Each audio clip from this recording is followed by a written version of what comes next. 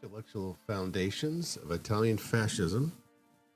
Insights from James Greger and Mario Palmieri.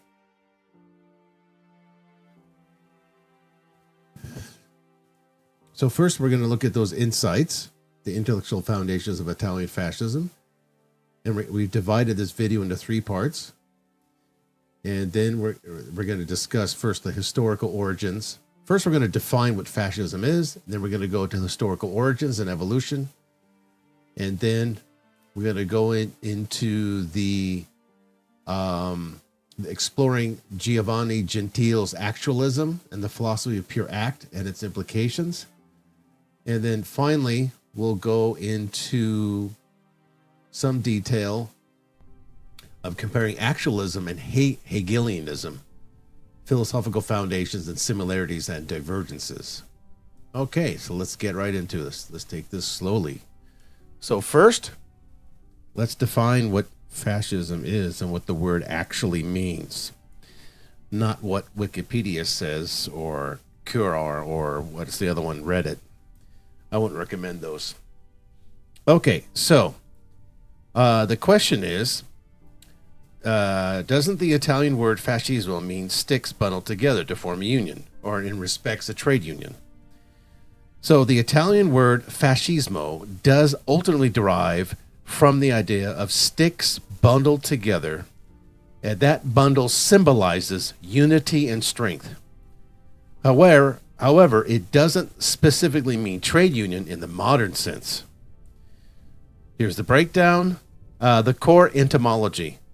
The word comes from Italian fascio, plural fasci, which literally means bundle or bunch, most commonly a bundle of sticks, rods, or similar items, or people. This directly comes from the ancient Roman fasces, Latin, which means a bound bundle of wooden rods, usually with an axe in the middle. The fasci were carried by lictors, attendants, in front of the Roman rods, flogging, equal axe execution. Crucially, strength through unity. A single rod snaps easily. However, a tightly bound bundle is very hard to break. Think of the BLM fist rising in the air. That's what that symbolizes, the same thing as fascism. The idea of unity makes strength from many weak parts into one unbreakable whole is the key metaphor. How it connects to politics and unions. Well, in the late 19th and early 20th century Italy, fascio had already come to mean a group, league, association, or union of people, especially political or larger labor groups. Because of that same bundle metaphor, they were socialists, revolutionary groups called fasci di lavoratori, fasci of workers, there's the trade union, in the 1890s, which were basically radical peasant worker organizations, somewhat like a proto-syndicalist or socialist leagues. Revolutionary syndicalists, trade union radicals, used the term too. Benito Mussolini, then Prime Minister of Italy, himself started as a socialist and still was a socialist before he was kicked out of the Italian Socialist Party. In 1919, he founded the Fasci Italiani di Combattimento, Italian combat groups, or fascis, which became the core of the fascist movement. Sounds like Antifa. Sounds like Antifa. Just like it. So yes, the name fascismo drew on these existing usage of fascio for political and labor groupings, including ones that resembled early trade union-like organizations. I mean, you could say maybe it wasn't really just trade union in the ordinary sense. That would be sindacato in Italian. So Mussolini's deliberate choice, and this was a deliberate choice, Mussolini's very consciously revived the ancient Roman fascist symbol, the bundle plus axe, for his movement. It evoked the glory of ancient Rome, which he wanted to revive. It perfectly fit his ideology of total national unity under one strong leader state, everyone bundled together, no dissonant allowed.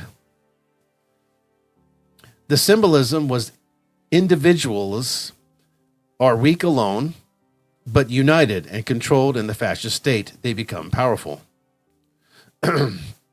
In short, fascismo equals derived from fascio equals bundled, a symbol of strength through unity, sticks bundled together. Extended to mean political groups, unions, associations in early 20th century Italy, deliberately linked by Mussolini to the Roman fascists to create the fascist brand. It is a great example here of how a simple ancient symbol, bundle equals unity plus strength, got loaded with a very specific modern political meaning. The trade union connection is there historically, but it is only a small part of that story. So keep that in mind. And the final result was anything but free workers' movement. Yeah, it didn't really benefit the workers very much. Not by a long shot. Okay, so now let's get to the core of it. So now that we clearly defined what the word fascism or fascismo really means. Sticks bundled together. It could be sticks. It could be anything. Rods, people. Bundled together to form a union. Strength. Unity equals strength. Strength equals unity. Okay. So let's get to the main crux of the video here before we get to the game portion. I always divide my videos here every Friday with a political political sort of idea I'm learning or reading about or interested in, and then I spend the second part of the video doing game, just because it's Friday. Okay, so I know the game part isn't really that popular, but who cares? So now we get to the intellectual foundations of Italian fascism. Insights from James Gregor and Mario Palmieri. Gregor. Yeah, Gregor wrote the book called Mussolini's Intellectuals. Let's get into it. Okay, Italian fascism, often dismissed as mere reactionary movement. It wasn't. It was a revolutionary movement and not an irrational outburst of violence. Emerges in scholarly analysis as a coherent ideological system rooted in intellectual traditions. Two key works which I recommend illuminate this perspective. A. James Gregor's Mussolini's Intellectuals, Fascist Social and Political Thought, 2005, and Mario Palmieri's The Philosophy of Fascism, 1936. So this was written at the time Mussolini was still alive. Gregor's historical examination traces the evolution of fascist thought from socialist origins to a distinct revolutionary doctrine. Let me read that again just to make the point clear that yes, fascist thought from socialist origins to a distinct revolutionary doctrine, emphasizing its rationality, that's right, and responsiveness to Italy's socio-political challenges. Palmieri, in his book, Philosophy of Fascism, writing as prominent during the regime's height, that's right, presents fascism as an idealistic philosophy centered on unity, authority, and duty. There's the word fascismo. Sticks bundled together to form a union. Stronger together and weaker apart. Rejecting individualism and materialism. So it's a religion. Mussolini even calls it a religion. So it's Marx, but it's different.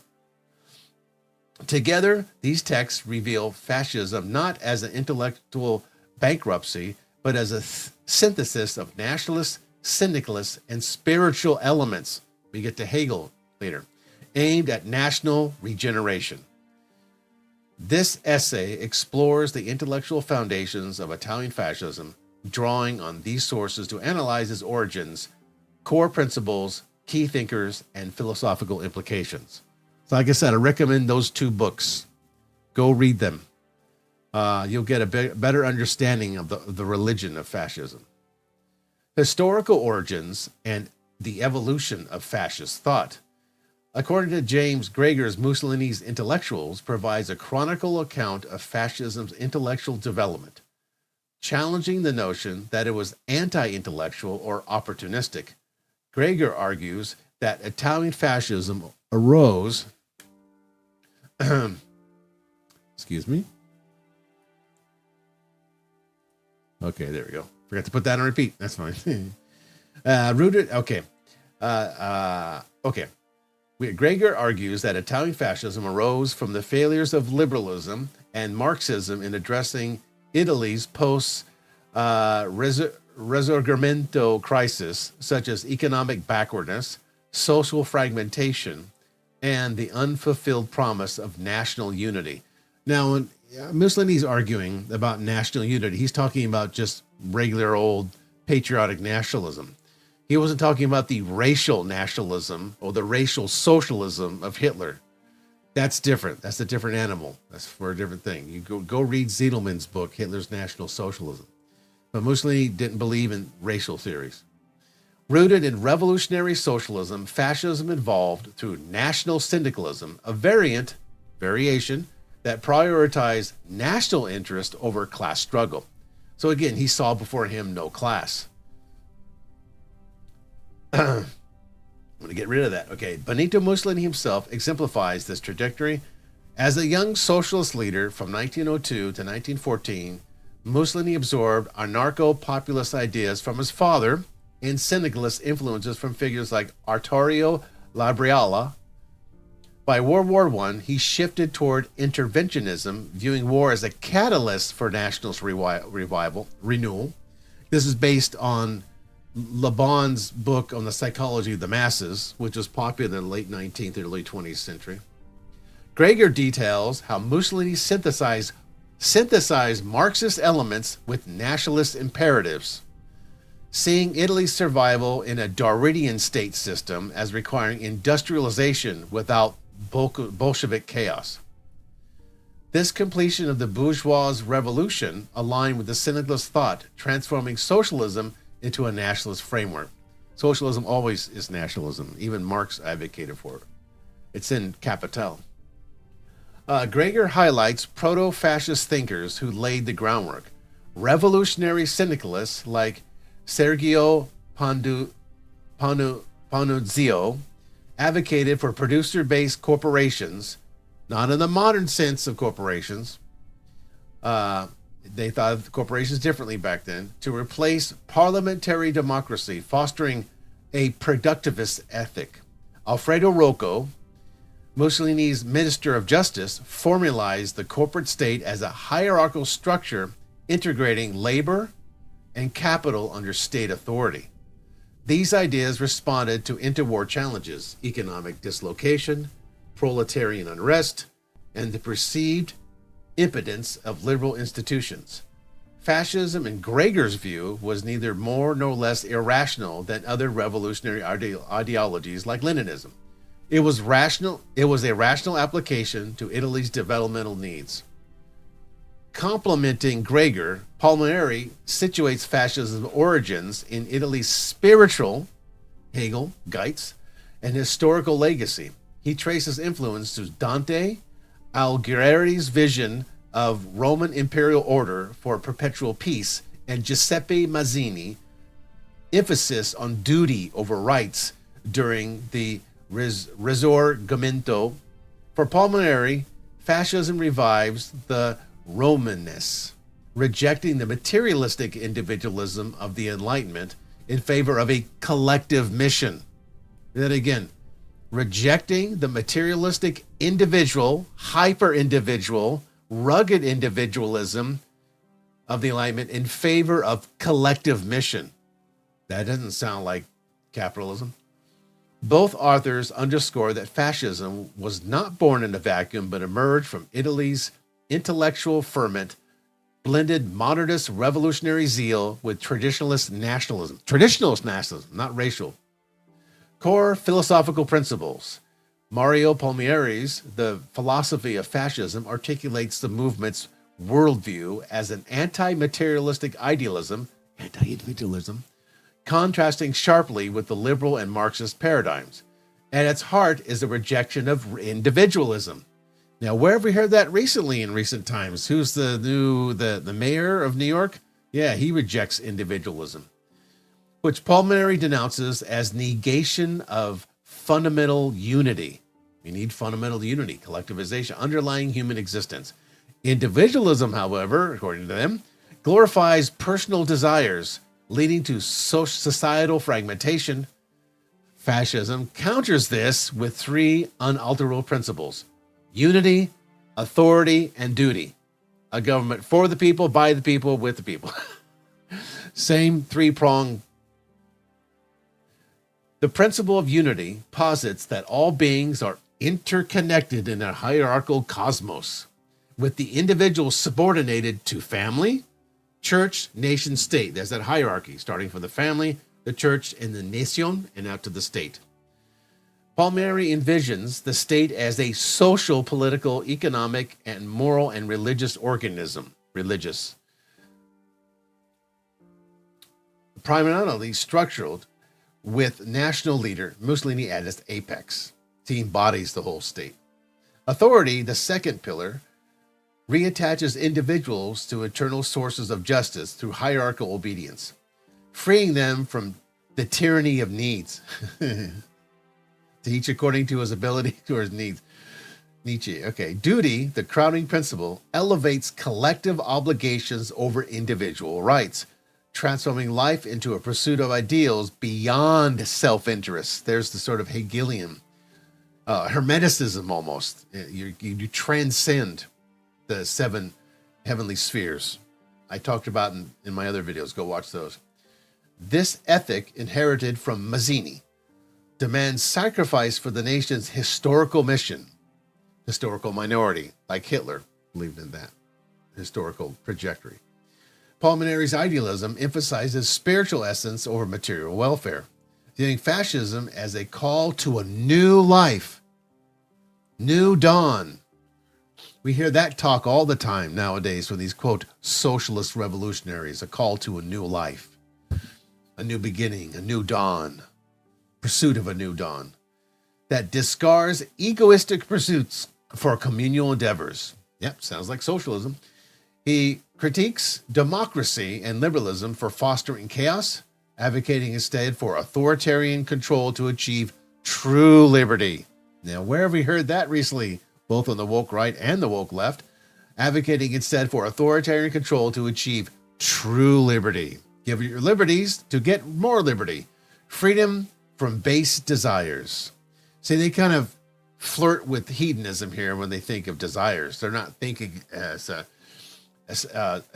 value when it comes to like entrepreneurship, or you think of a product as value. You're not basing on needs that makes you feel good. Hedonism. It's based on needs that you see that you need now as a form of utility and a value. This is different how they define it. They define it as hedonism, but it's not. Capitalism, entrepreneurship doesn't define a value of a product as hedonistic.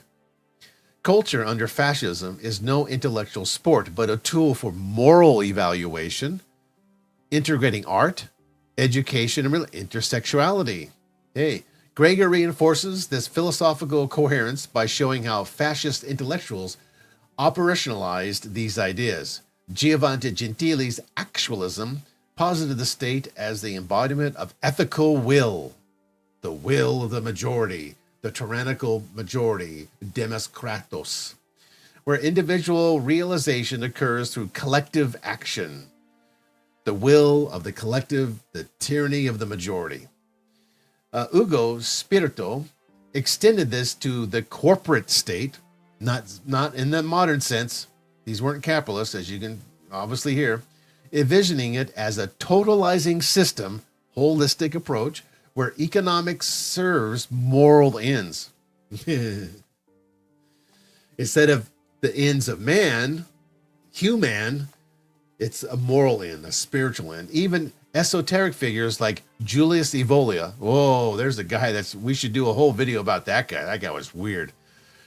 Contributed, he called it initiatic racism, blending spiritual hierarchy with racial theory. Now, see, Mussolini didn't believe in this racial theory crap. He just used Evola as a tactical way to sort of align with Hitler, even though Mussolini despised Hitler and didn't like his racial theories to expel the Jews, because remember there was like 10,000 Italian Jews in the fascist party, and Mussolini's mistress was half Jewish, so he rejects this thing. And Joseph is a weird guy anyway, so he makes Himmler look like a Boy Scout. Though Grieger notes this as a doctrinal interlude rather than a core. Exactly, it's just a little divagation there. Both texts portray fascism as a holistic philosophy addressing modernity's discontents through disciplined collectivism. Okay, here's some key thinkers and their contributions. Integrating Grieger and Pulmonari's reveals a pantheon of intellectuals who shaped fascism's rationale. Grieger focuses on the syndicalist lineage. Panozio and Spirito developed corporatism as a synthesis of labor and capital. See, it's not the same. Don't think of corporatism as the same nowadays, modern sense. Resolving class conflict, right? Resolving the tensions between the classes through state-mediated guilds, or they call the state the Grand Council of Fascism. Bernie Sanders advocates for a similar kind of state-mediated guilds kind of thing. You know, he wants a panel of experts and professionals and scientists and scholars to, manage the country, help people align their morals. Rocco's legals framework institutionalized this, emphasizing the state's role in national mobilization.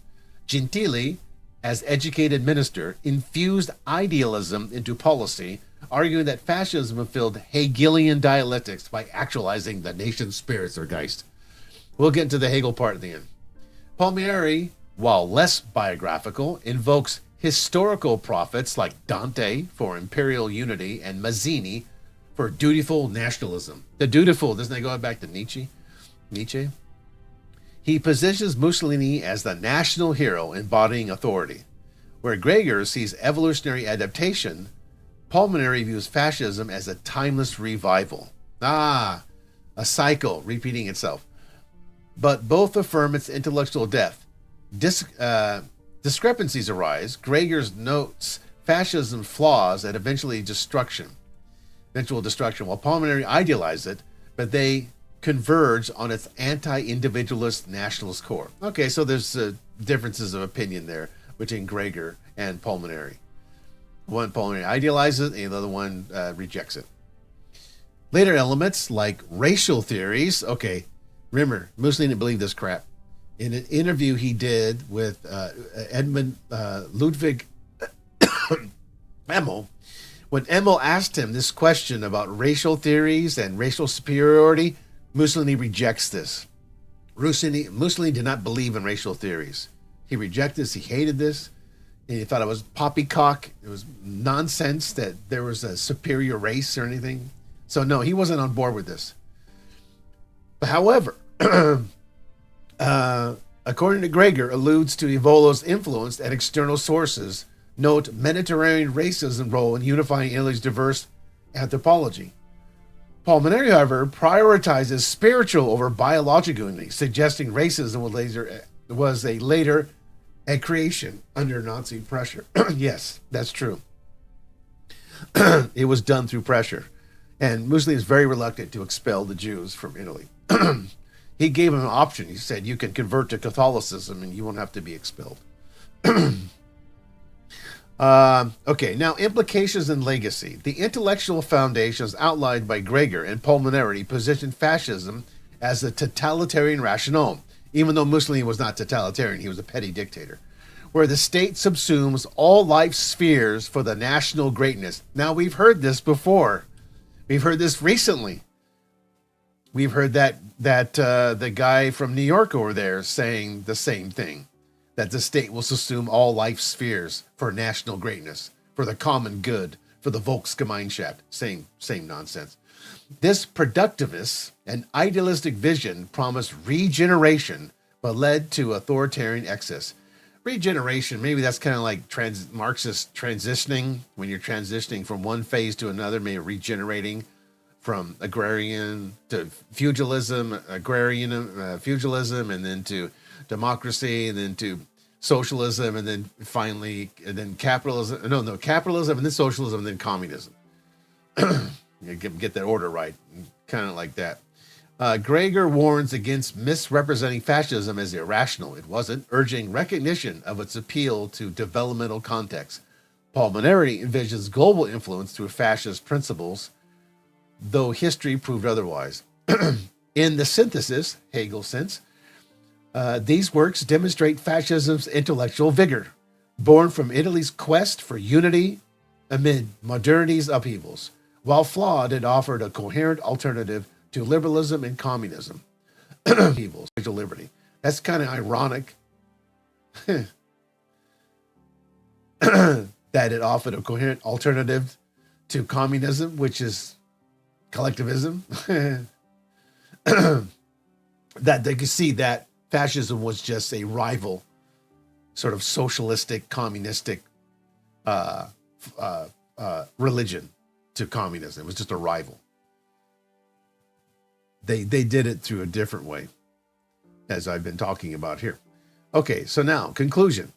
Through Gregor's historical lens and Palmineri's philosophical exposition, Italian fascism reveals itself as a multifaceted ideology with deep intellectual roots, from socialistic syndicalism to idealistic principles of unity, authority, and duty. It sought to forge a new man, wherever you heard that before, for a regenerated nation. And we even hear that nowadays. So that's why it's important I do these videos, so you understand the historical context and what you are doing and what people are voting for. Whether you're voting for the red gang or the blue gang, you're voting for the same stuff that's already been tried thousands and thousands of times. And it just fails over and over again. But, you know, that's progress. Make the same mistakes over and over again, and we call it progress. Though ultimately destructive, understanding its foundations via these seminal texts illuminates the perils and allure of revolutionary thought. Exactly. Revolutions are bad. And modern revolutions today are fake anyway. They're sponsored by corporations and they're paid for by your tax dollars. It's all fake. It's artificial. It's not organic. As Gregor concludes, fascism was a serious response to a real crisis, maybe, or perceived crisis. Neither magpie opportunism nor mindless violence. Palmineri's vision of a dutiful, unified society echoes this, reminding us that ideologies thrive on intellectual conviction as much as power. Okay, so now let's go exploring Giovanni Gentile's actualism, the philosophy of pure act, and its implication. Okay, so Giovanni Gentile, 1875-1944, stands as one of the most influential, yes, controversial figures in the 20th century Italian philosophy. Often dubbed the philosopher of fascism, Gentile developed a systematic philosophy known as actual idealism or active actualism, attualismo, which posited that true reality resides not in static objects or abstract ideas, but in the dynamic, self-creative act of thinking itself. Yeah, you think your will to power through your mind. This philosophy, deeply rooted in neo-Hegelianism, sought to overcome the dualism of subject and object, theory and practice, by emphasizing the immanent unity of spirit in the present moment. Actualism not only reshaped Italian idealism, but also provided intellectual scaffolding for Benito Mussolini's fascist regime, blending metaphysical speculation with political authoritarianism. This essay here explores the origins, principles, development, and criticism of Gentile's actualism, drawing on his life, key works, and its entanglement with fascism to illuminate its profound, its contentious legacy. Okay. Gentile's life and intellectual influences. Born in, are we really going to concern where he's really born? Giovanni Gentile emerged from a humble beginnings to become a towering intellectual in Italy. Okay. He pursued studies in philosophy, engineering his degree from the Scuola Normale Superiore in Pisa in 1897. His academic career included professorships at University of Palermo and Pisa, Rome, 1917, where he later chaired theoretical philosophy in 1926.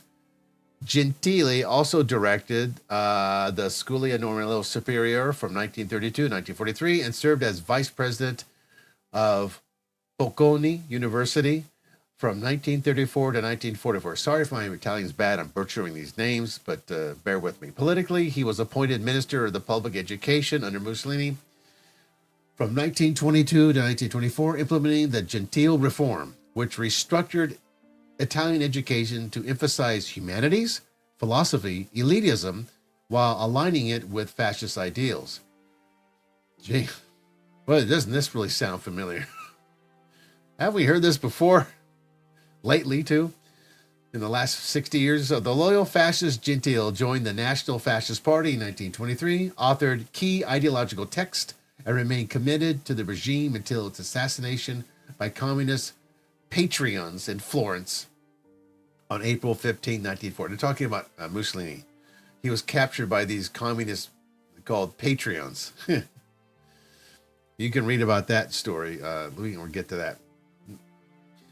So anyway, let's continue. Gentili's thought was profoundly shaped by the Italian Risorgimento spiritual nationalism, drawing from figures like Giuseppe Mazzini, Antonio Rosimi, and Vincenzo Gioberti and Bertrando Spaventa, who emphasized self-construction. He was also influenced by German idealism, particularly Hegel, Fichte, and Kant, as well as, oh boy, how am I going to say this? Giambattista Vico's Verum Vactum principle. Truth is what is made. Truth is what is made. Your truth is your truth. Truth is what is made. Gentile collaborated closely with Benedetto Croce from 1896 to 1925, co-founding the journal La Crita. But their partnership fractured over Gentile's embrace of fascism. Other influences included Karl Marx, of course, critiqued in The Philosophy of Marx, 1899, well worth a read. Friedrich Nietzsche's parallels between Übermensch and the fascist new man, exactly. I mentioned Nietzsche before, and Marx, of course, is peppered throughout the fascist ideology. And even Christian traditions, though Gentile maintained a cultural Catholicism tinged with atheism. These elements converged in actualism, while Gentile's positioned as the culmination of Western philosophy, purging transcendental elements from Plutonicism, matter from Aristotelianism, and separations in Hegel's system. Okay, so now let's get to the core principles of actualism. Sorry if I butchered all those names. Okay. At the heart of actualism is the assertion that reality is the pure act of thinking, a dynamic process where the spirit creates and manifests itself in the present. Gentile rejected static abstractions, arguing that the true existence lies in the unity of subject and object within self-consciousness. This monistic view posits that everything is spirit, with no separation between mind and body, or theory and practice. Oppositions are synthesized in the act of self. Oppositions or contradictions are synthesized in the act itself. You see where he gets Hegel from. And the key principles include the pure act of ontological primacy. Reality is not found in empirical objects or transcendent entities, but in the self-created act of thought. Let's read that again. Reality is not found in empirical objects or transcendent entities, but in the self-creative act of thought. Your truth is the truth. You create the truth. There is no objective truth out there. It cannot be discovered. The spirit is perpetual activity, where consciousness holds ontological and epistemological priority. This draws from Fichte's transcendental ego and Vico's idea that we know what we make, extending it to spiritual reality. Gentile's pessimistic claim is that objective reality depends on the subject's self-thematization in the object. Sounds like gender ideology. That would be a good subject talk about that this bridge here, the self-thematization of the in the object, or self-identification. It is your truth. It is the truth. Rejection of dualism and abstractions. Actualism opposes empiricism, realism, and materialism for abstracting subject from object. Concrete reality is a synthesis in self-consciousness, distinguishing concrete logos, act-based, from abstract logos, reflective. Dialectic occurs within the pure act, reforming Hegel's by focusing on thinking rather than determined thought. Okay, so we have autocracy and ethical implications. Thought is self-causing, involving volition and free creation. Ethics is embedded in this self-production, affirming concrete liberty beyond individualism. The circle of self-awareness negates abstractions to fuel endless becoming. It sounds like the gender ideology. Integrating art, subjective thesis, religion, objective antithesis, and philosophy synthesis. Finally, history, science, and politics. History is eternal in the present act, unifying time. Science is abstract and agnostic, while politics views the state as spiritual renewal, embodied in fascism as ethical totality, where individual freedom arises from societal integration. Where individual freedom arises from the societal integration.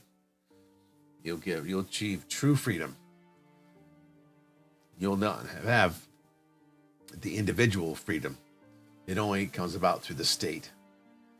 The general theory of mind as a pure act, 1916. Gentile structures his argument around Vicos verum, vactum, and Kantian, Finchian, Hegelian theories, emphasizing spiritual realities' dependence on subjective synthesis. Okay. Now here, let's go into the development and key works. Actualism evolved through Gentile's engagement with idealism and Italy's socio-political context. Early works, I can't pronounce this, 1898, it's in Italian. And the other one he does, The Philosophy of Marx, 1899, critiqued predecessors, while Theory of the Pure Act formalized the system. The reform of Hegelian dialectics shifted focus to acting thought. Politically, actualism aligned with fascism post-World War I.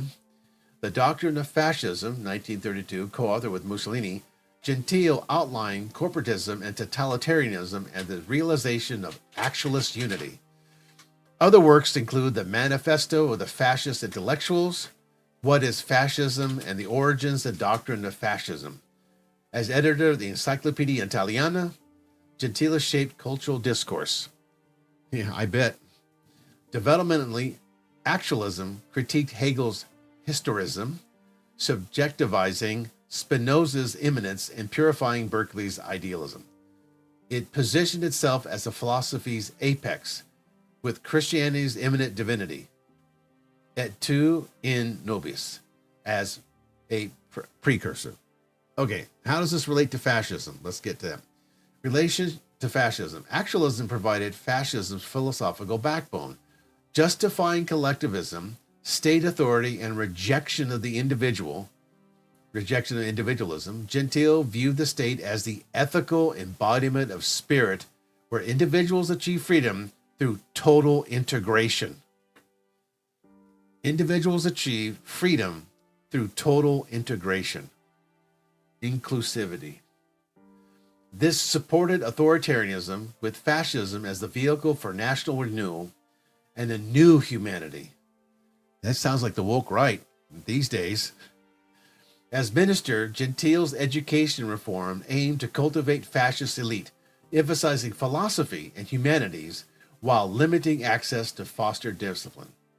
Though his influence waned after 1929, Lateran Treaty, due to anti-clericalism, and actualism remained fascist official doctrine, competing with positivism. Now you can see how the new humanity, this supported authoritarianism with fascism as the vehicle for national renewal and a new humanity. You hear that on the woke right, too. Okay, criticism and legacy. Critics like Croce saw actualism as akin to Schopenhauer's transcendent will, lacking critical rigor. Niccolo Abagnano praised its concreteness but noted its romantic roots and post-World War II decline amid existentialism. Leo Valiani deemed it anachronistic, while disciples like Ugo Spirito reconciled it with science or Marxism. Others sought transcendence. Transcendence is always Hegel. It's always transcending something. It's always hermetic. It's always so hermetic. Always transcending something. Floating, achieving apex. Politically, its totalitarian implications drew condemnation, though its thinking, doing leak endures. Yeah, you can say that again. In conclusion, Gentile's actualism represents a bold synthesis of idealism and action, transforming philosophy into a tool for political transformation. You can say that about both parties now. While tarnished by fascist associations, it underscores the perils of imminent totalities, inviting reflection on thought's roles in shaping reality. Transgenderism. Okay, comparing actualism and Hegelianism. Philosophical foundations and similarities and divergences. Okay, so I don't know if I want to cover the Gentile stuff again. Let's get to the similarities. Okay, so just to remind you, the overview of Hegelianism, just in case you forgot, Hegelianism, as articulated in his works, the phenomenology of spirit and the science of logic, views reality as the rational unfolding of the absolute idea or the spirit, Geist. Hegel employs a dialectical process, we all know what that is, synthesis, antithesis, and reconciliation or synthesis, to resolve contradictions and advance toward higher unity. There's the Hermeticism, always advancing towards higher unity, always floating, transcending. This dialectic operates across nature, history, and human consciousness, portraying history as a progressive realization of freedom and self-awareness, like communism. Central to Hegelianism is the objective dimension. The spirit manifests externally in institutions, laws, and cultures, transcending individual subjectivity while incorporating it. Hegel critiques Kantian dualism, phenomenon versus nomenon, but retains a systematic structure that includes logic, nature, and spirit, with an emphasis on the historical necessity and rationality. Politically, Hegel's philosophy has been interpreted variably as conservative, emphasizing the state, or progressive, influencing Marxism, but it rejects ahistorical utopianism and nostalgia. Okay, that's a good background on Hegel, just in case you forgot that. And again, the overview of actualism. Giovanni Gentile's actualism, detailed in this text, the theory of mind as a pure act, and the reform of Hegelian dialectics, asserts that true reality exists solely in the pure act of thinking. You create your own reality. We covered that before. A perpetual self-creation where a subject and object unify immanently, rejecting static abstractions or thought. Actualism focuses on the dynamic process of consciousness, purging any separation between theory and practice, mind and matter. Praxeology. Influenced by Italian Renaissance immanentism and figures like Giambattista Vico, Gentile positions actualism as a fulfillment of idealism, emphasizing spiritual unity and ethical self-realization. Politically, it underpins fascism by viewing the state as the ethical totality where individual freedom emerges through a collective action. You can only get true freedom by losing freedom. Okay, now, similarities between actualism and Hegelianism. Both philosophies are firmly rooted in idealism, of course, denying the primacy of material reality and affirming spiritual or mind as a foundation of existence. Boy, that Heraclitus. Okay, they share a dialectical approach. Hegel uses dialectic for historical progression, while Gentile adopts it to the internal dynamics of the pure act, resolving oppositions within self-consciousness. Well, oppositions or contradictions. Gentile explicitly acknowledges Hegel as a precursor, aiming to reform rather than reject Hegelianism, particularly by making it more authentic absolute idealism, more real, authentic. Both emphasize synthesis and unity. That's what the word fascism means. Hegel's absolute spirit integrates contradictions historically, and Gentile's pure act achieves imminent unity in the present moment. Ethically and politically, they value the state's role in realizing freedom. Hegel's rational state embodies objective spirit, while Gentile's ethical state actualizes collective will. So Hegel's rational state embodies the objective spirit, while Gentile's ethical state actualizes collective will, spirit. Moreover, both critique positivism and empiricism, seeking holistic understanding of reality through philosophical speculation. Totalitarian. Has his key differences, however, despite these affinities, actualism diverges sharply from Hegelianism in scope, emphasizing emphasis and application. Hegel's system is expansive and objective, encompassing a philosophy of nature, history, and logic with a transcendental residue of Platonism, where the absolute unfolds over time. In contrast, Gentile's actualism is radically subjective and immanent, confining reality to the present act of thought and rejecting any external or historical determinism. History is internalized in the now without separate realms for nature or abstract logic. Gentile purges Hegelian's dialectic of dead elements, such as the right Hegelian's Platonism and the left Hegelian's materialism, focusing instead on the logic of thinking over logic of thought. This results in absolute subjectivism, where every objective fact is surpassed by the spirit's self-making. Yes, you can be where people think you can change your sex. And leading to the sophistic flexibility that transfers positions dialectically. Yeah, it sounds, like I said, sounds like gender ideology. That's where people can think they believe they can change their sex. Always transcending. So right. So with every objective fact is surpassed.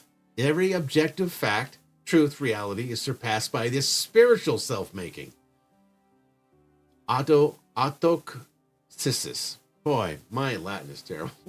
Okay, let's finish here. Ontologically, Hegel maintains a balance between subjective and objective in the dialectical process, while Gentile dissolves all dualism into pure act, drawing more from Fichte's subjective idealism and Renaissance pantheism than from Hegel. Politically, Hegelianism allows for diverse interpretation, Marx or liberal, whereas actualism was explicitly tied to fascism, serving as its ideological justification through totalitarian Volksgeist that remodels society.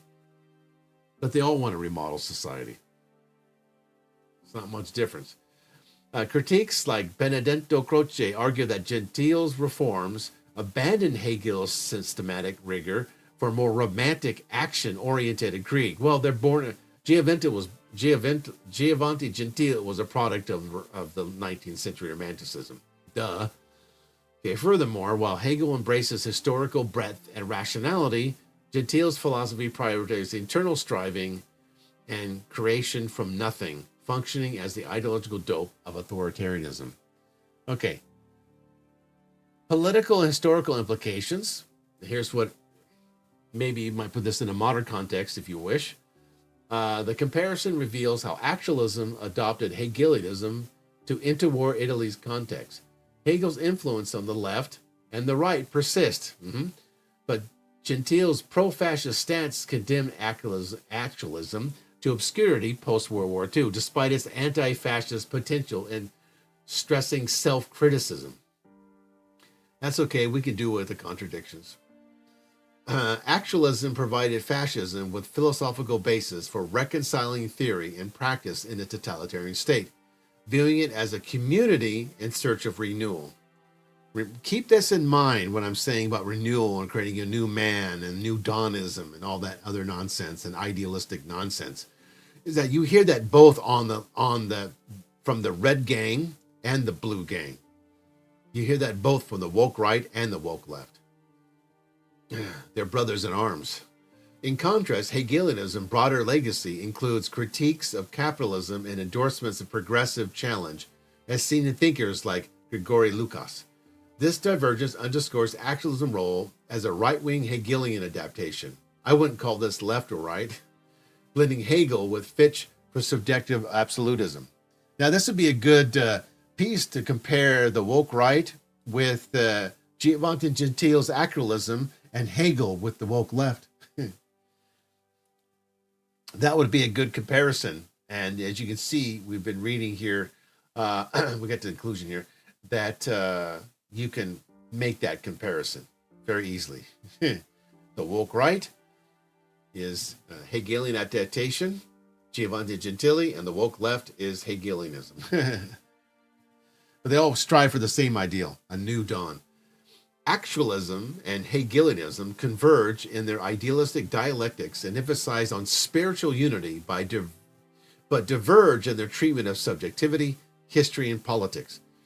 Giandentel's reforms sought to purify and actualize Hegel's absolute idealism, resulting in a more imminent action-driven philosophy suited to fascist ideology, while Hegelianism offers a timeless framework for understanding historical progress, hermetic timeless framework. Actualism's radical subjectivism highlights the risk of philosophical doctrines serving authoritarian ends. Hello, woke right, woke left? Gender ideology, anyone?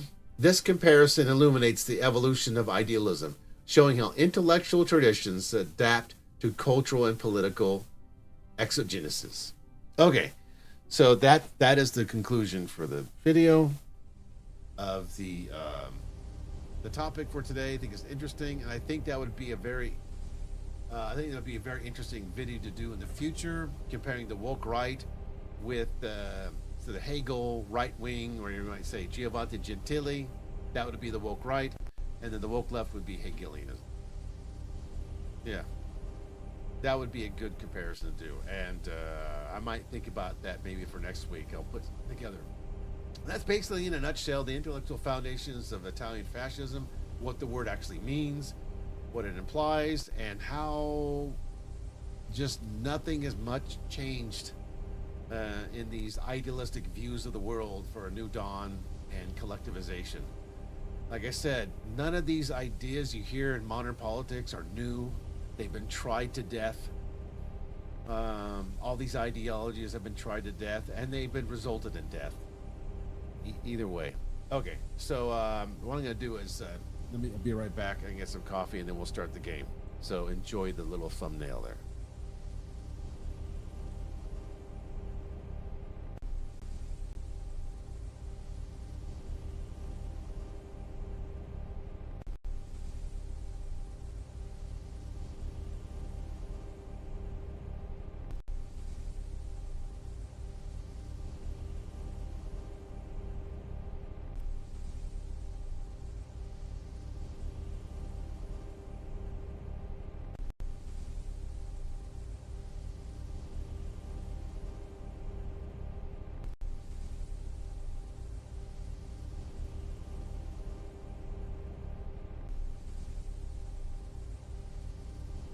Okay, just got back. Did you miss me? Okay, so let's do the game. Day of Defeat. Go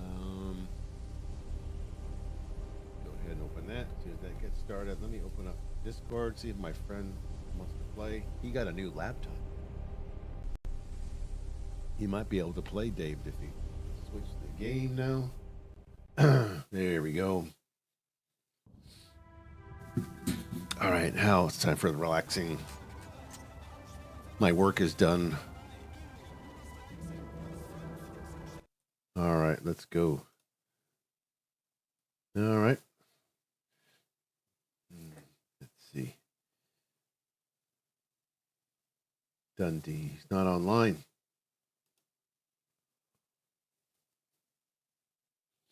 Okay. There we go.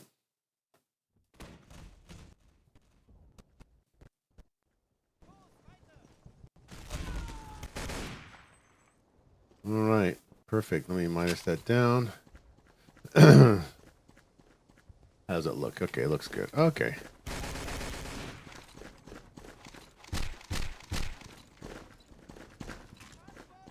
Why does half the server move like AI?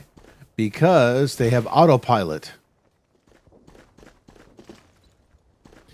What happens is when a player goes idle in the spawn, autopilot takes over. The AI will take over, and you would just automatically go with the knife or a grenade. So that's why you see start map too. Yeah. That's why you see people like this, and you see people doing weird things because it's all autopilot.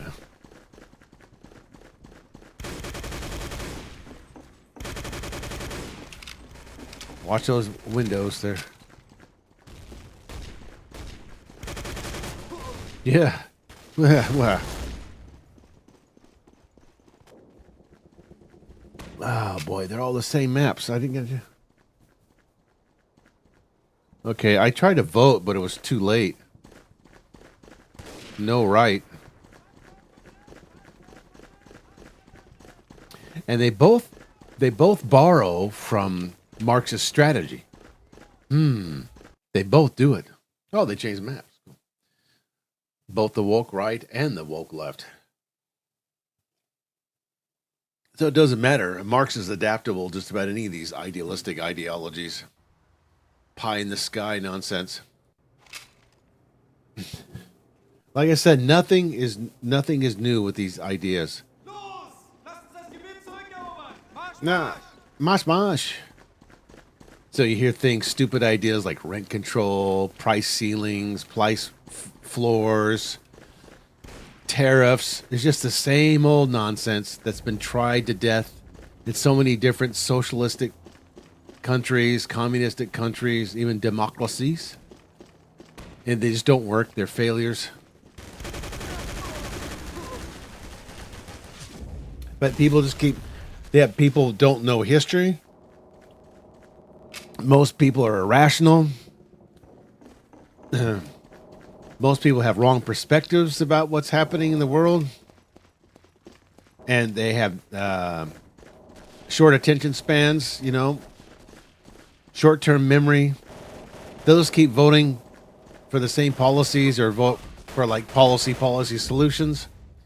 Keep, voting for more government monopoly on violence.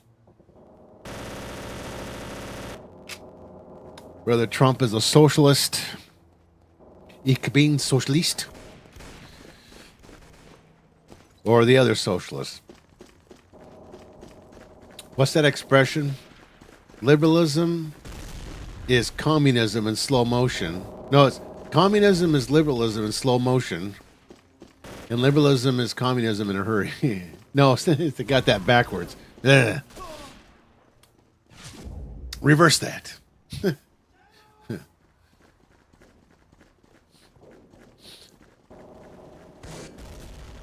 So that would be a good video. I think I'm going to do that for next week's video, comparing those two, Giovanni Gentile and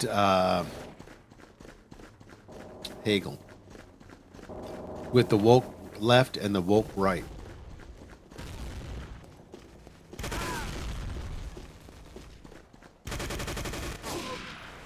All right.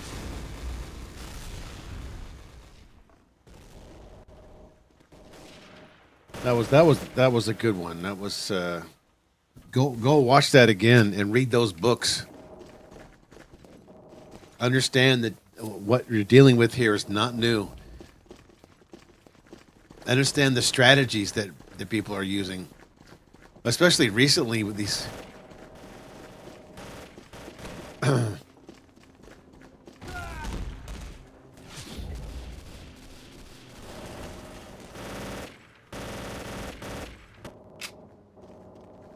The thing to remember is all revolutions are fake nowadays. They're all just fake and plastic.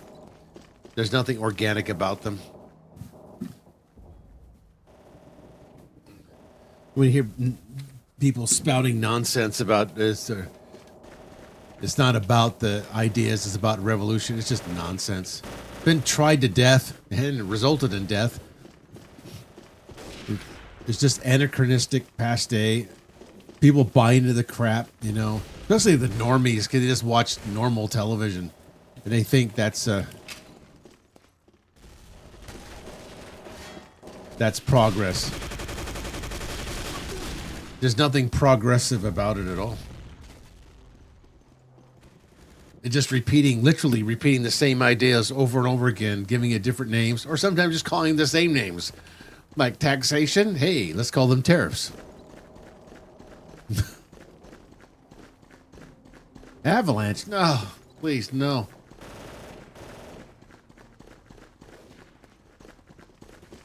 Okay,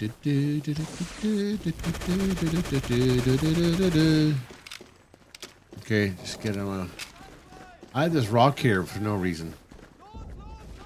They had some ammo packs.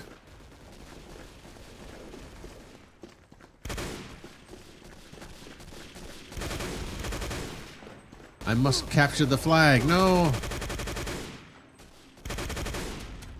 God damn.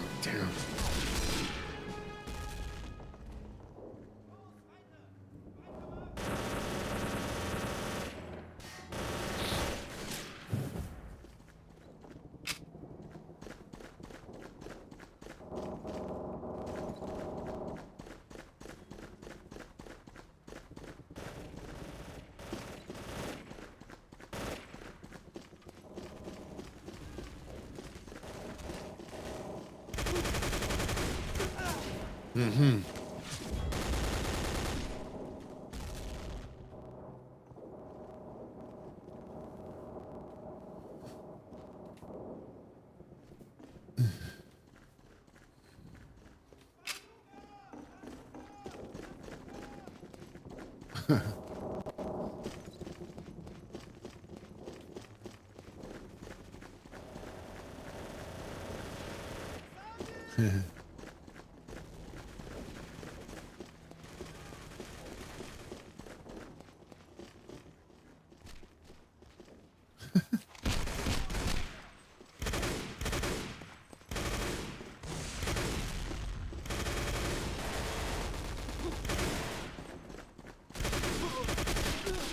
Mm.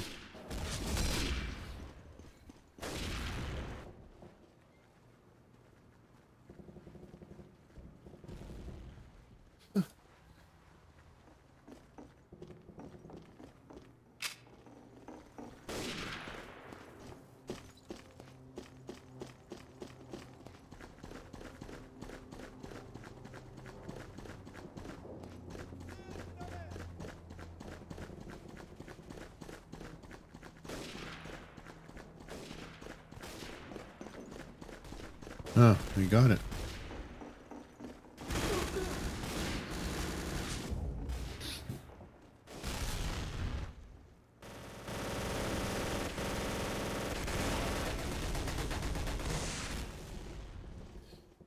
Let me reload that.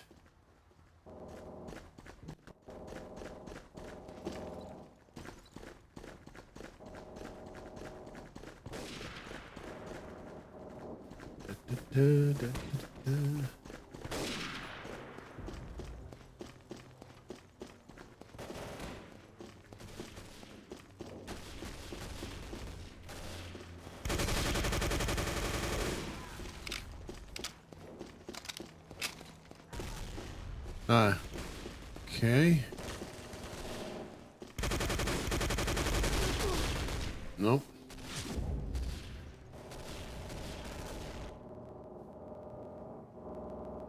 Ooh. What are you doing there?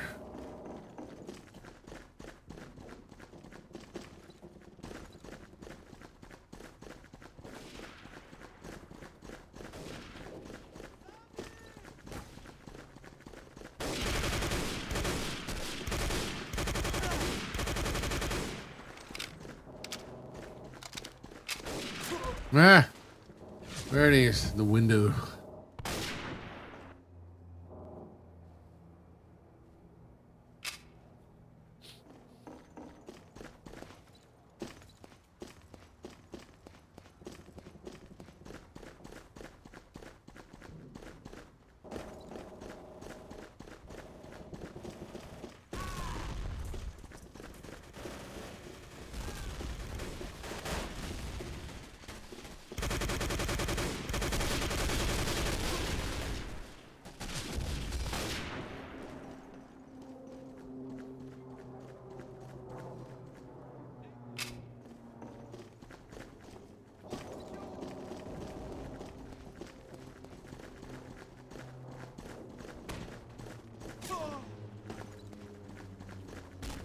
Uh, what's happening? Oh no!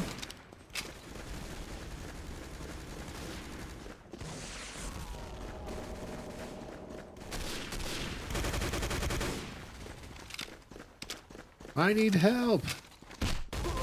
Ah, damn it. I want to get one punch kill.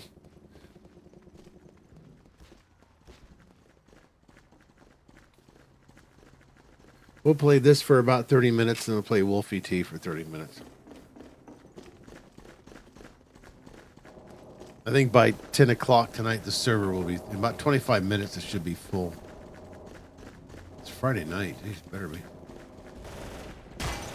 What the? Let me check that real quick.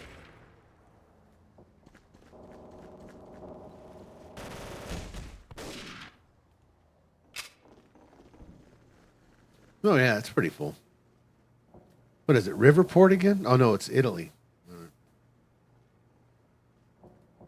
Okay. Let's go.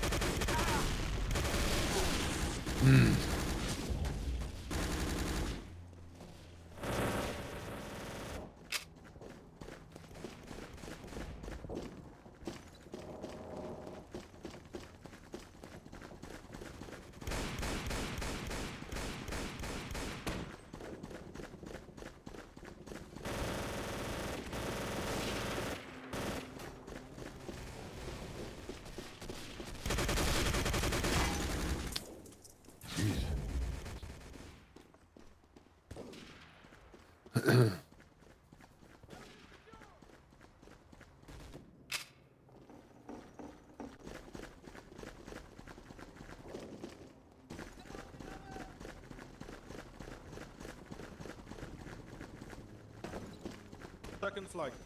Huh?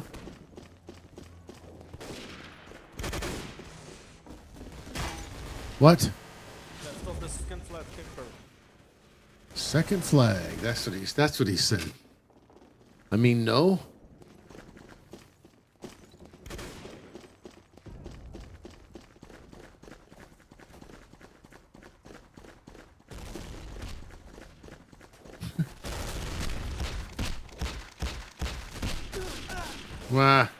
Well, Watch out.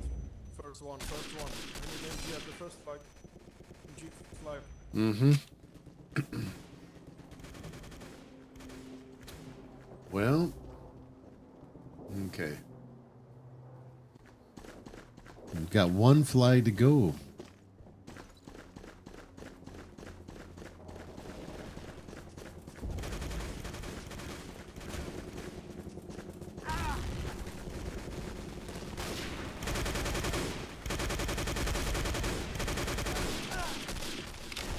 No, too many of them. Well, I got the second flag, but I lost it. MG needed second flag out.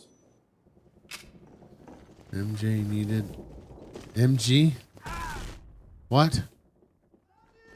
That grenade sure bounced. Wow. Damn.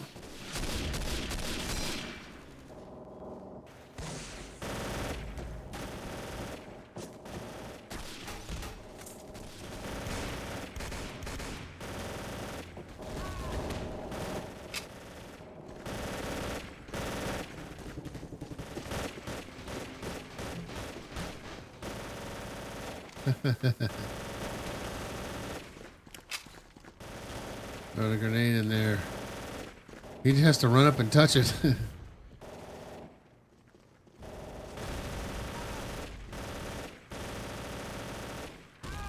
What? Oh. Well,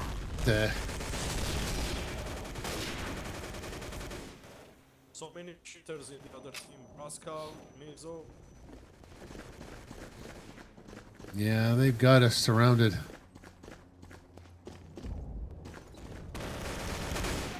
Man, I saw him.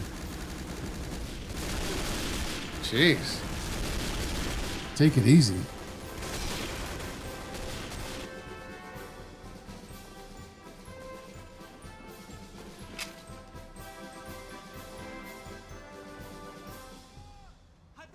Didn't want to understand that establishing strong point is the second flag house. Is the key for Germans.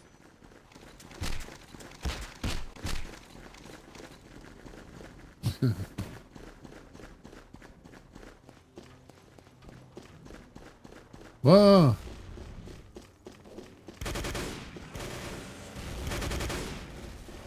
Oh. Jeez. Well, I won't.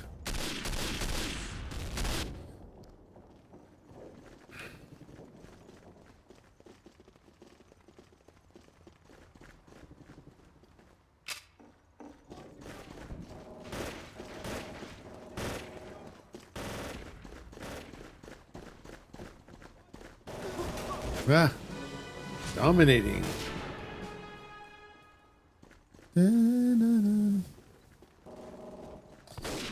Bye all. Yeah. Auf Wiedersehen.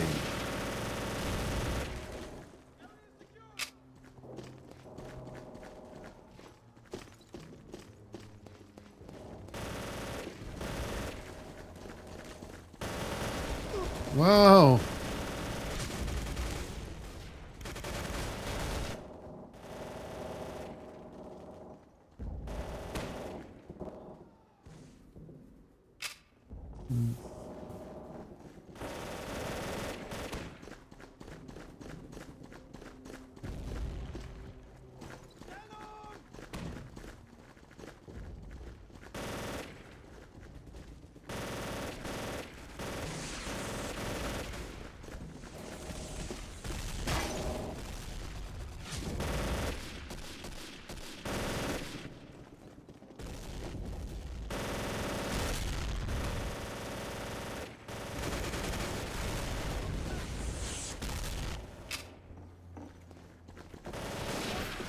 What? Okay.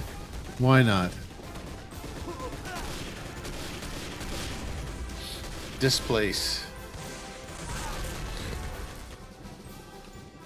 All right. So that's how it goes, huh?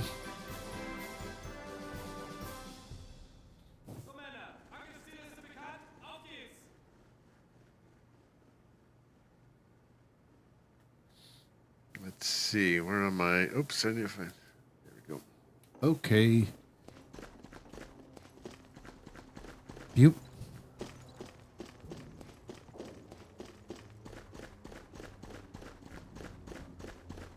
Avalanche. Why not avalanche? Why not something else?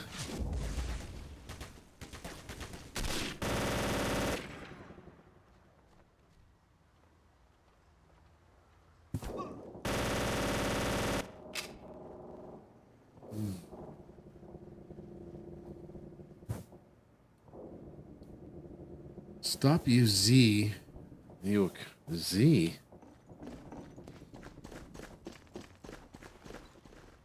Oh.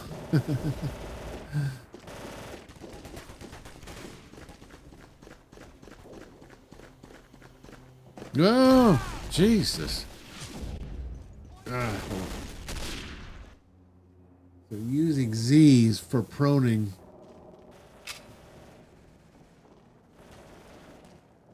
That's better for capturing objectives.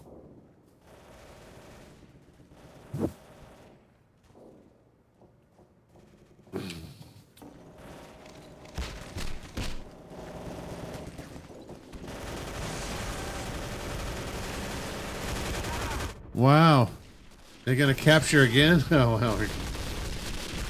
All right, whatever. We're doing fine.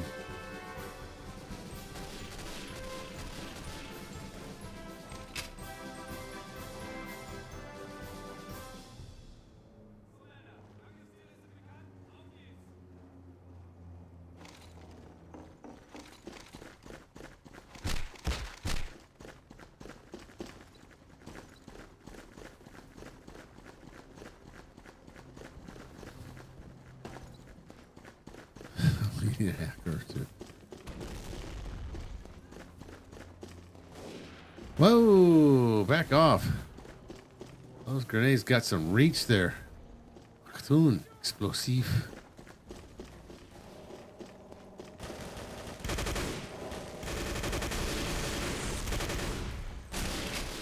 You gotta be kidding. Oh, I'm getting out of here. See you later. Thank God they turned the collision off.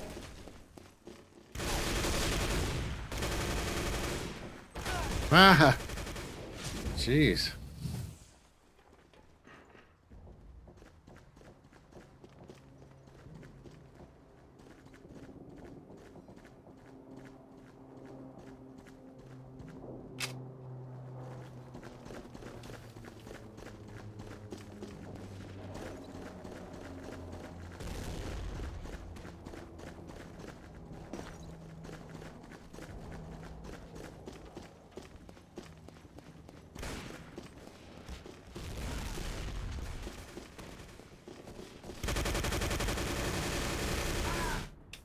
Yeesh.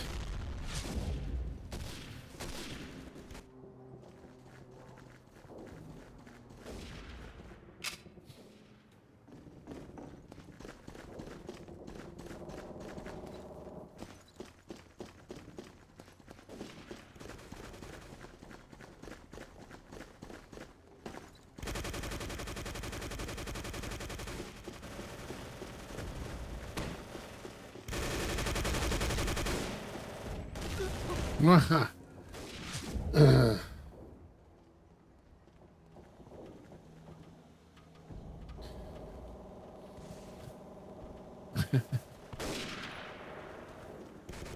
What?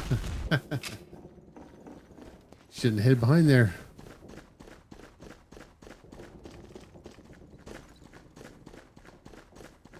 Now these pictures here on the wall look more integrated into the wall. They don't look like posters, really.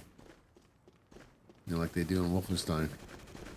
Look, they look like stickers in Wolfenstein. This doesn't look like stickers. This looks like they're actually faded into the wall. Better, well, it's better engine than the Quake. One of these Quake engine or Radiant.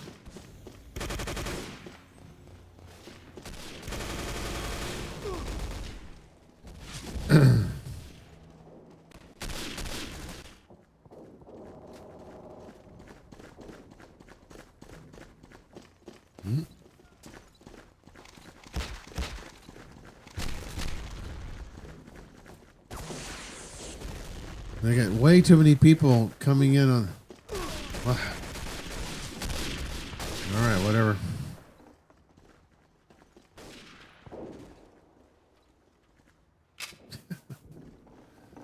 Nice hopping skills. Yeah, I can't hop on that thing. Whoa.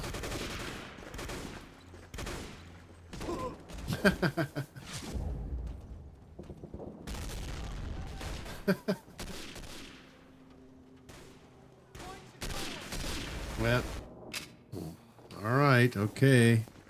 Last flag. It's going nowhere.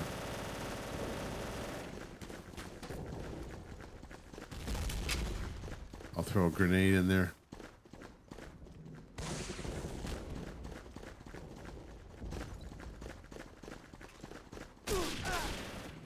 Okay, fine. Oh. Who says I'm just proning?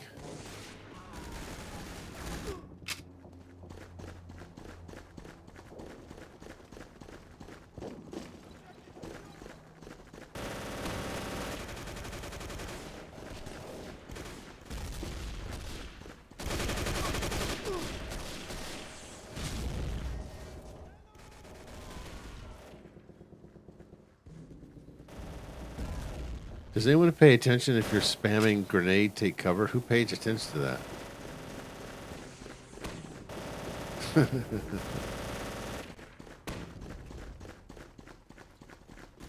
Wow. Okay. Jesus.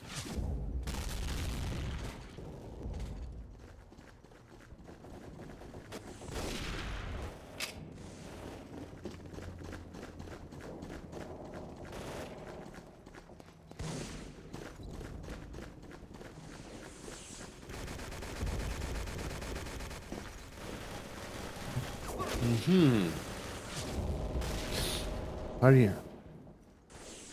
He's not doxing. He's not giving the person's or sharing their address or phone number.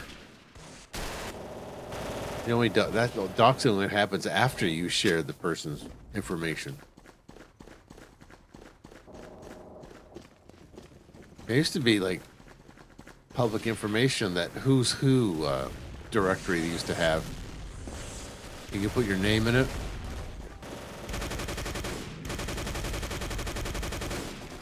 Anyone can put their name in it. You just pay money.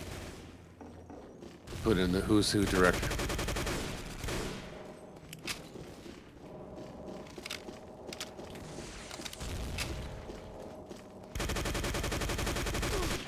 Mm-hmm.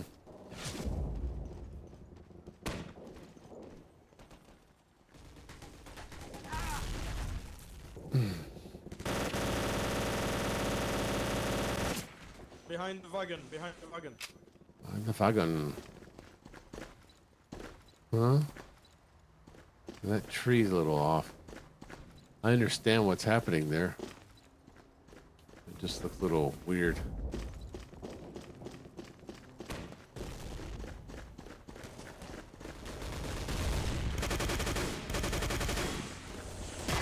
That guy again.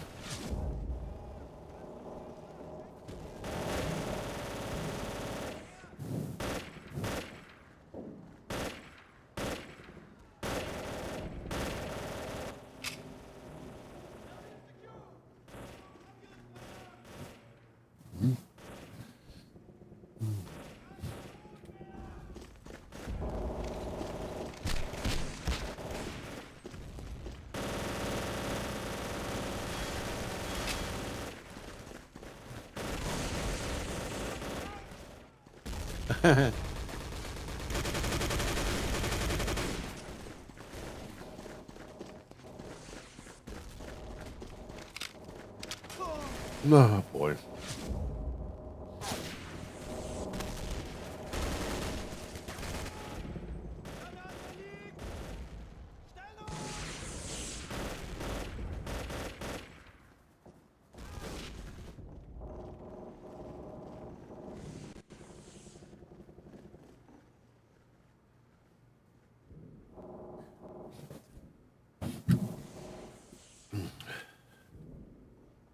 Okay.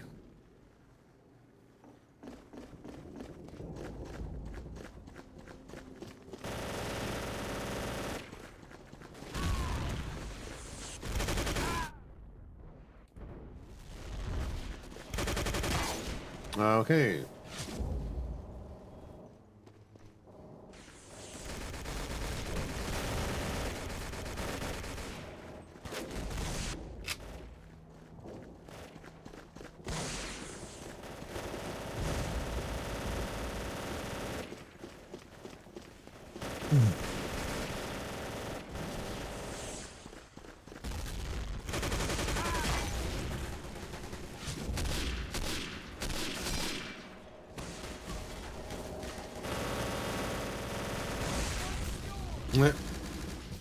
Okay.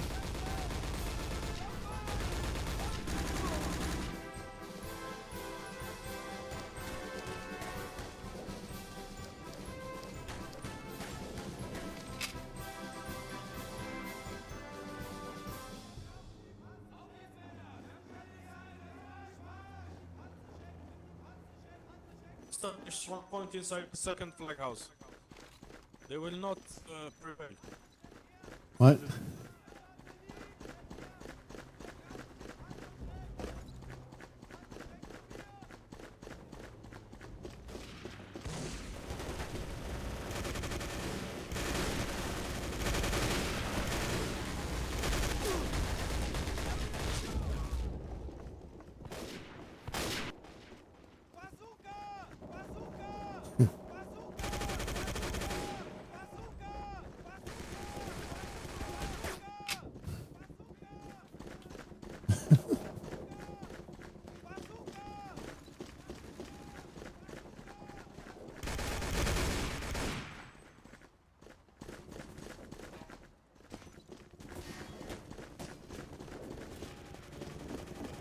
follow this guy.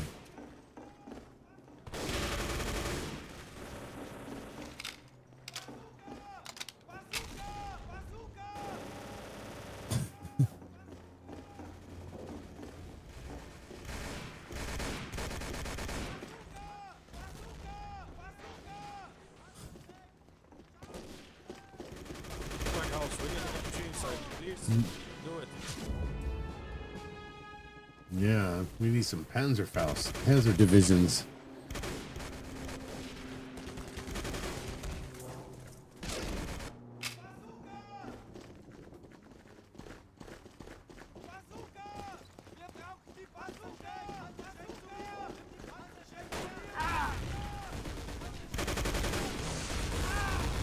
We lost.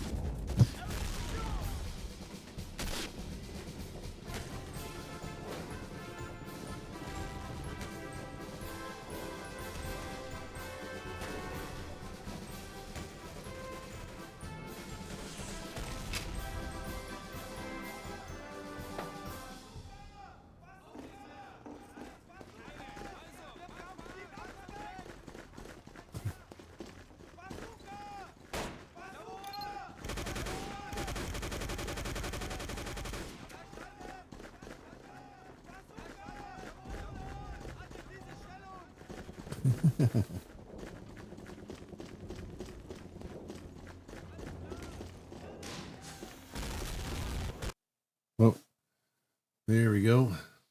Voted for another map.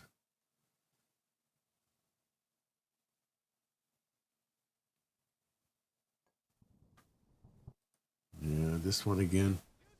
So it's the same maps.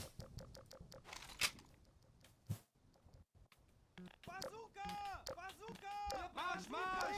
Wir haben nicht viel Zeit! Nimm die Angriffsziele!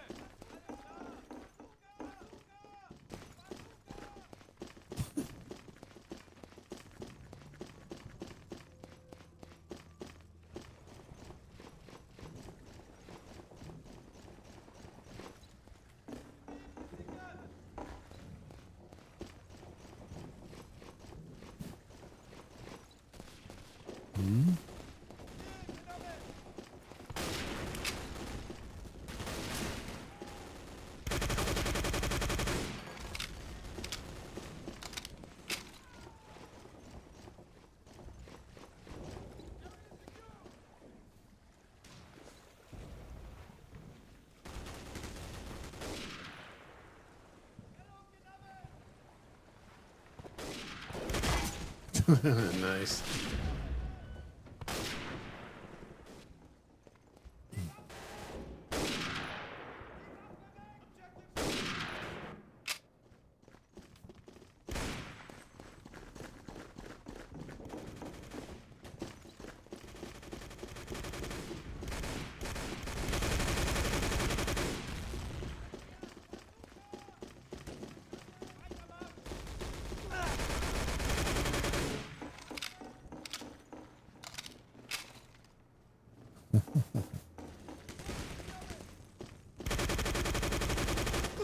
Mm-hmm.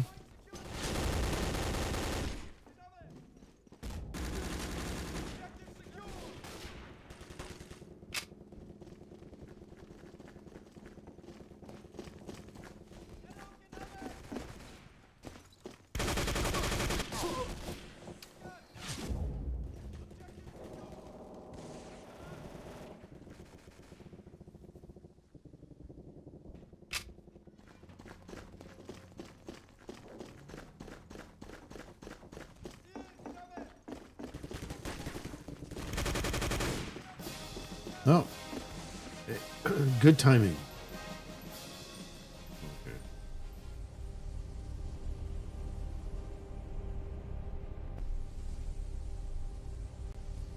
All right. Let's go to Wolfie Tino. That's it.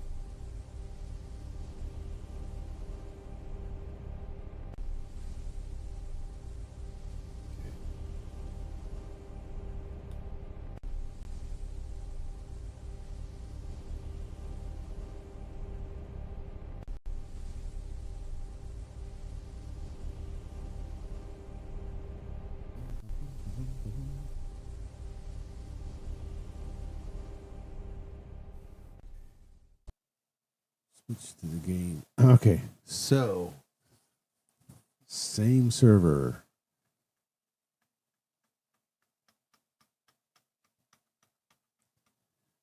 This is recruiting, and it's Italy. Is it still Italy? Let me check that. No, it's Subway. Yeah, there it is. okay. Switch to the subway map.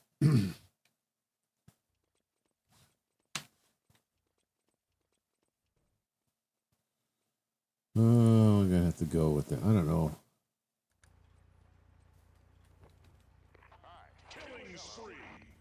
Who's here? Okay, it's full. Pretty full server.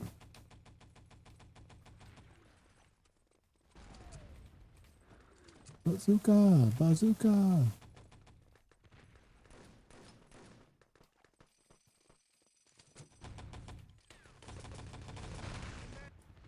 Okay. That guy.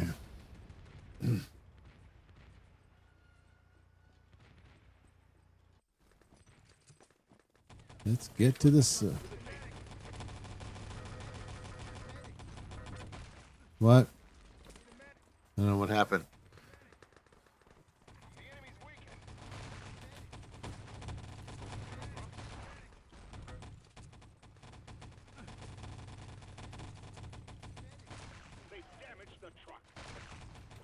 Oh, better get in there. Yep. Okay. Wow, that artillery support. How many did he get? It's a rampage. Wow, that was How many? 10? Yeah.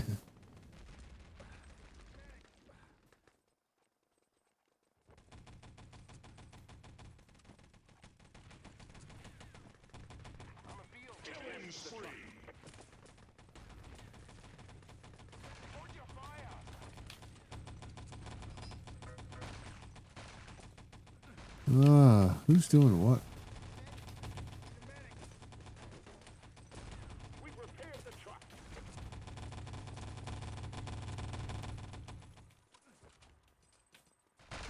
What?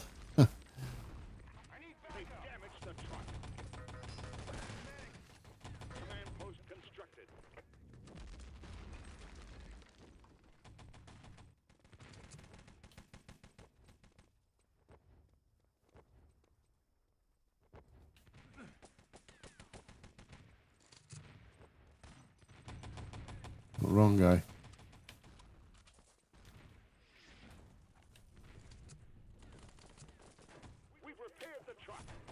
Oh, poison knife. Command post damaged. Yeah! They've constructed a command post. They've damaged the truck. Killing spree. Thanks. We've repaired the truck. Killing spree.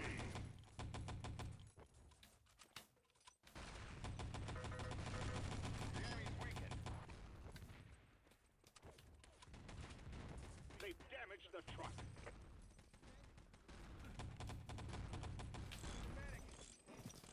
We've repaired the truck.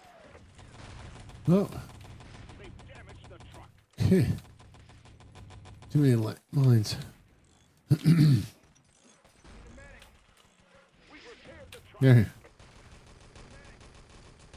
They've damaged the truck.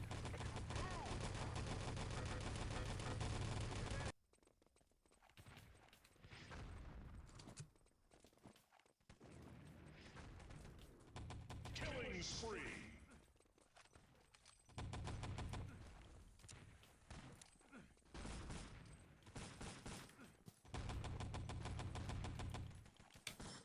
Killing spree. We've repaired the truck. They damaged the truck.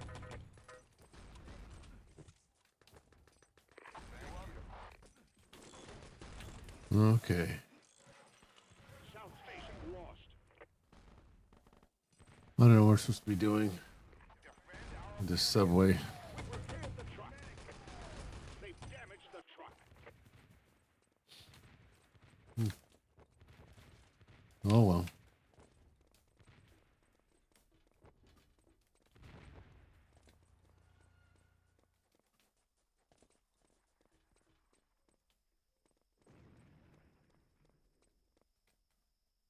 Oh, we gotta go this way. Killing spree. They've damaged the truck. Uh,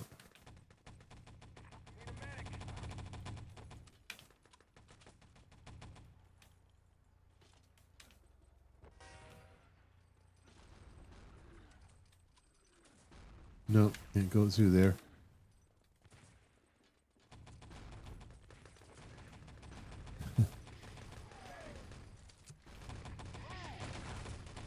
Ah,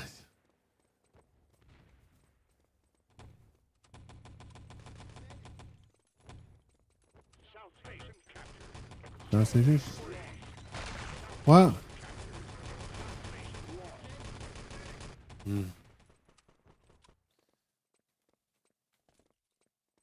We've repaired the truck. They've damaged the truck.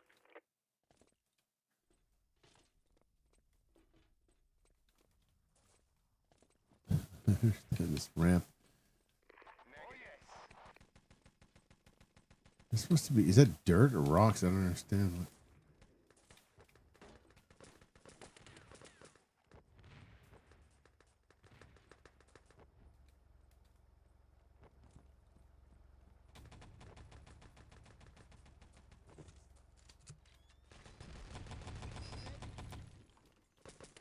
No.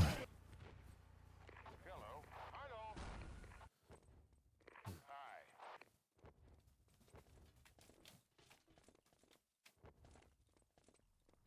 What's that guy doing?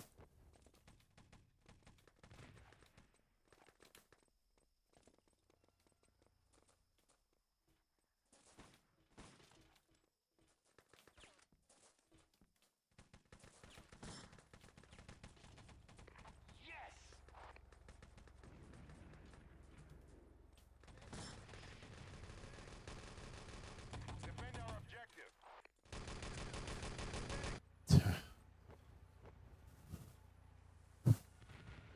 Howard.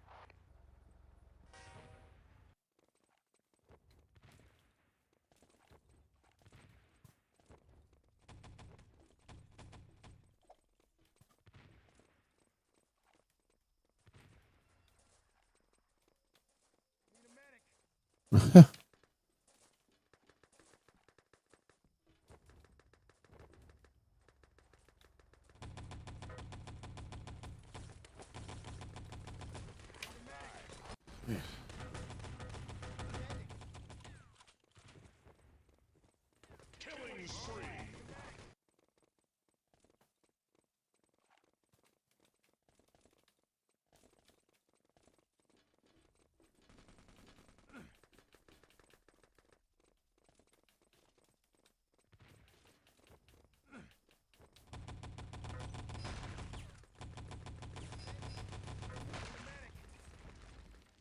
Rampage.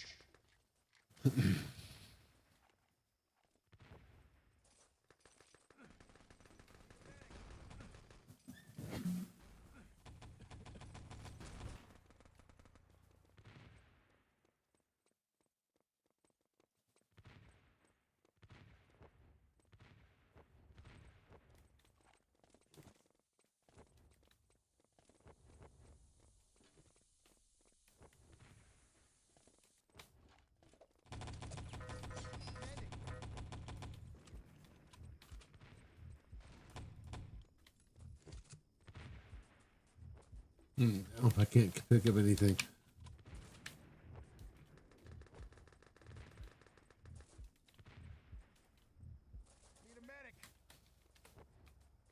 Whoops.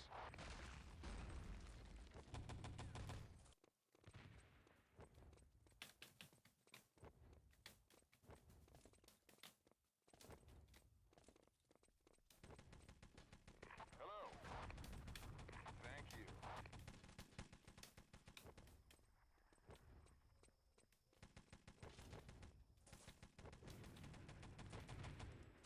Hello. Thanks.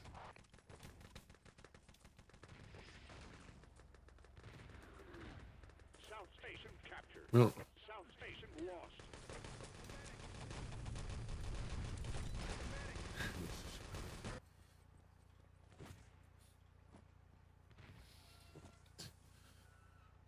Oh my goodness.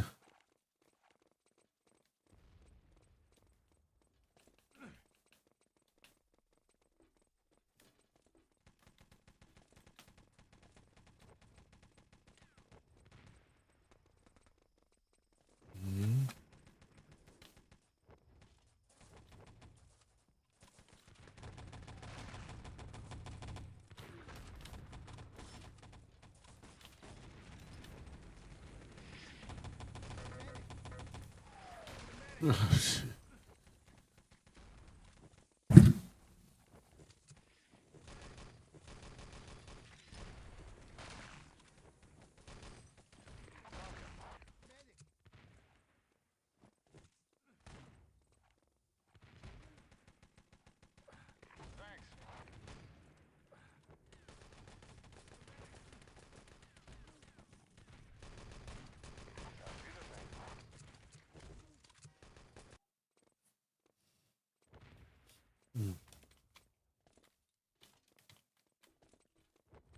Killing spree. Auf Wiedersehen. Auf Wiedersehen.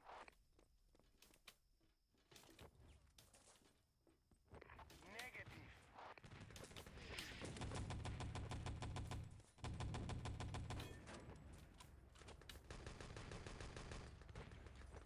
Killing spree. Oops.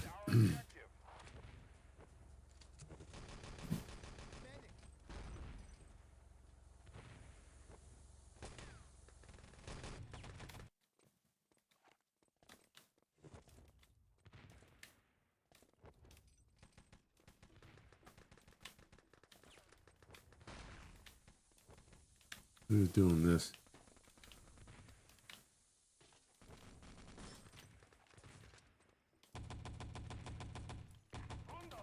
He splattered that guy.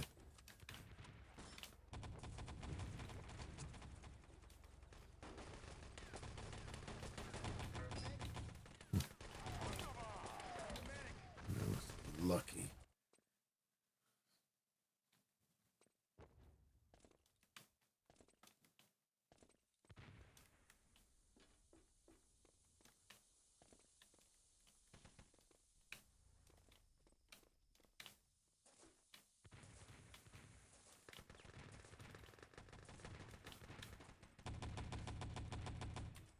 South Station captured. Thank you. South Station lost. South Station captured. Killing spree. Nice. That's nice artillery. Okay, that's Killing spree.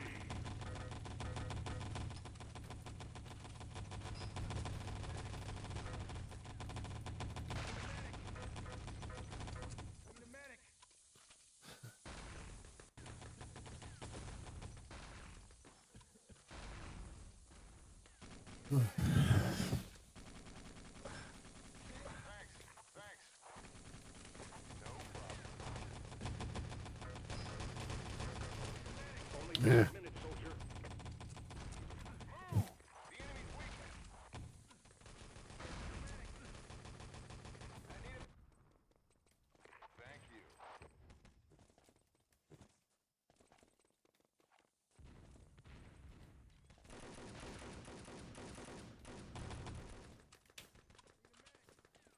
where's the truck? I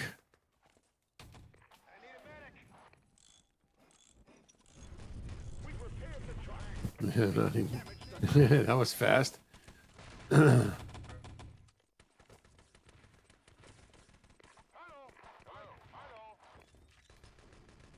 Killing spree. South Station lost. South Station captured.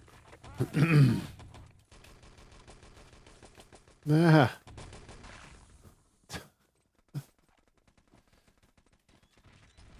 Dynamite killing spree. South Station lost. Killing spree. Okay. Fine. South Station captured. Hello. Excellent.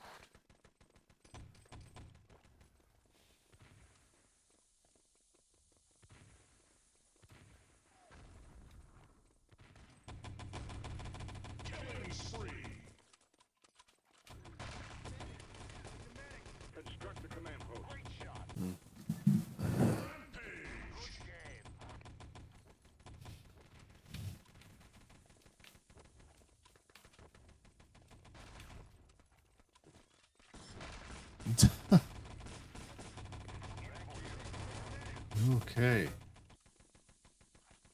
Killing spree. What the fuck is this? It's called a game.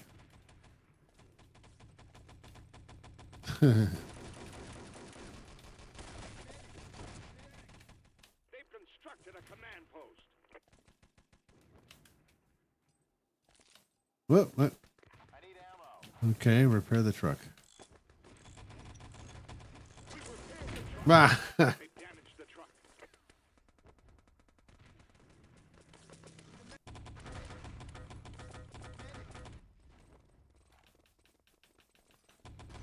Netflix found it. Yes, that's right. Because I already did that at the beginning of the video. Watch the first. Go back and watch the first hour of the video.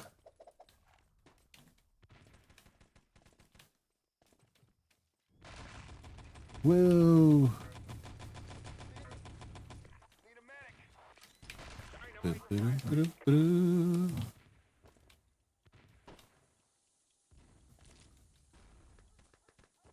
Yeah, I did that. I finished that already. Yeah, it says, yeah. 2 minutes to get out of here, soldier. Dynamite defused. Whoa. Yeah, I did the history part of the video at the first half of the show. We've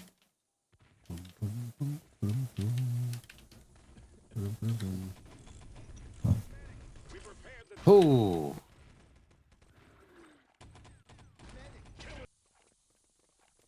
They've damaged the truck.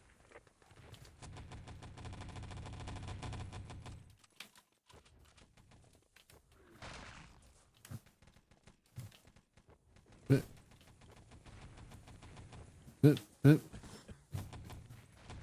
We've repaired the Okay. Truck's gonna get damaged. Yep.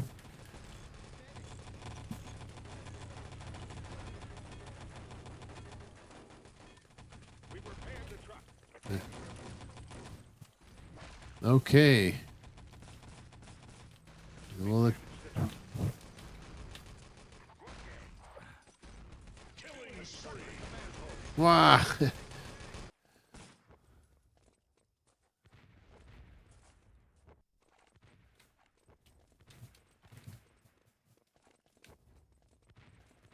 Dum, ba-dum, ba-dum, dum. 30 seconds. Come on, move it. No. The enemy's weakened.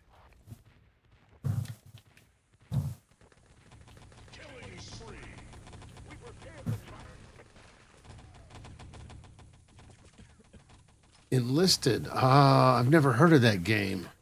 Is it like Wolfenstein Enemy Territory? Is it like this game? Team-based objective. They've damaged the truck. Oh, okay. Oh no, not the night final map. Thought our final map was gonna be Railgun, but nope. I never played Enlisted. I'll have to check that out. I usually divide the show in two parts. The first part is the history or political philosophy part, and then the second part is the game.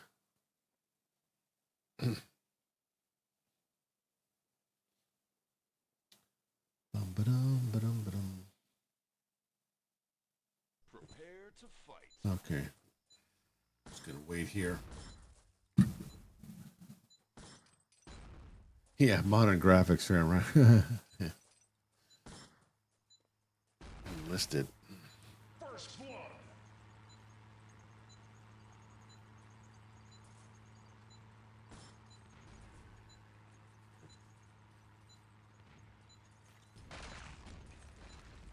What do you do in the game anyway? Is it like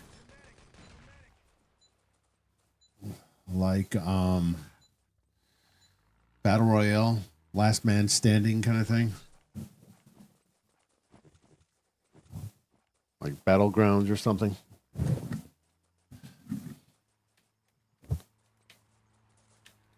And people start running away now for it says map. First blood.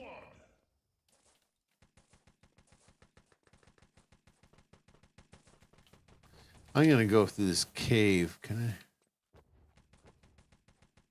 Wait a minute. Oh, okay. I see how to get over there.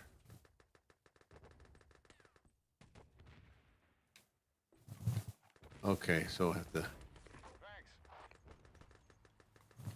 Whoa. Let's go. Plat. Weird looking cave. They recently added Manchuria campaign, so now you can have Japan versus USSR. Oh, that's cool.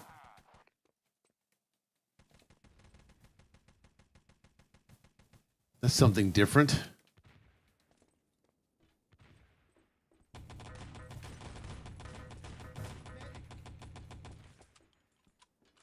Oh, I know where I'm at.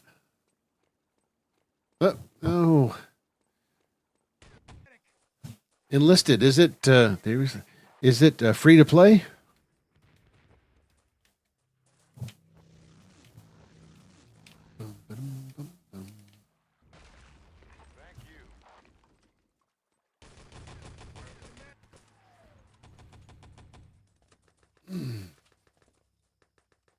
Oh no, it's not battle royale. That's good.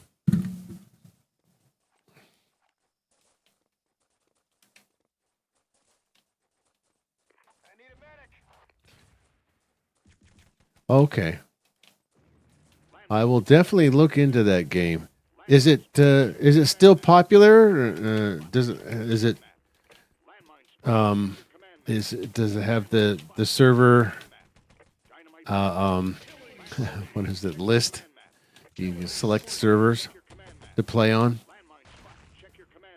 Ooh, ooh, ooh, ooh, ooh, ooh, ooh. Watch those landmines. The server list.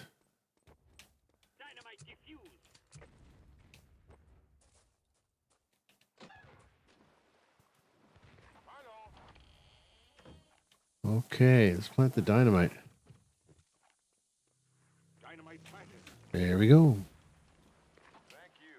There's only one entrance. The access can only go through here to disarm the dynamite. Nope, I was wrong.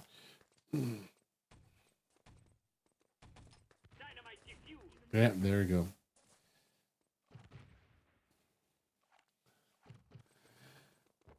Battlefield 6, obviously. But yeah, it's popular enough. There are like 3 servers. Or 3 server types, you mean? They can't just be 3 servers. There's a server list. Usually, if it's popular, it would have like about, like 20, 30, 40, 50, or 100 servers. So like 3 server types, US, Europe, and of course.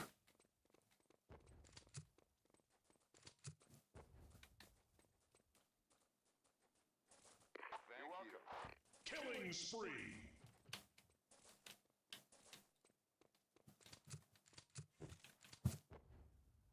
These are okay. That's what I thought. Wow, only 3 servers. Well,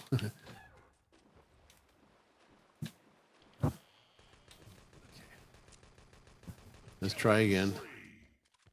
Dynamite planted.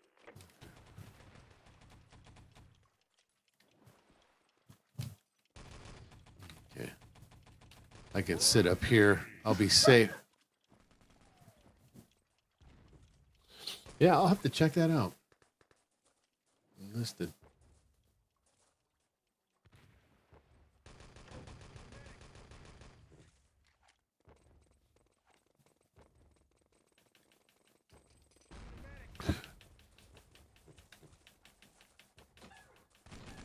Bum.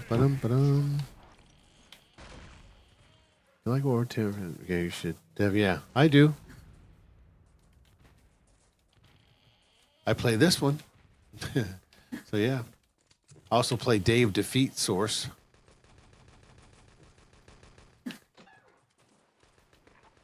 Oh. Oh, okay. Oh, nice. Okay, and let's see if we get to the objective. I hate this when they don't have collision. Landmine spotted. Check your command map.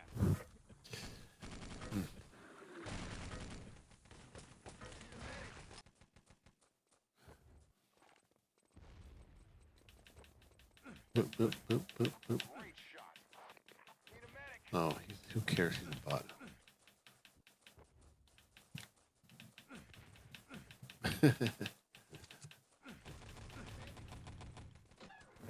Like pushing those bots around. Like this server is pretty full right now.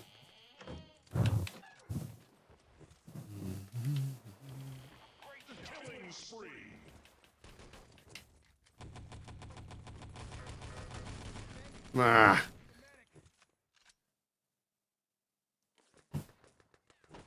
Oh, okay. Cool.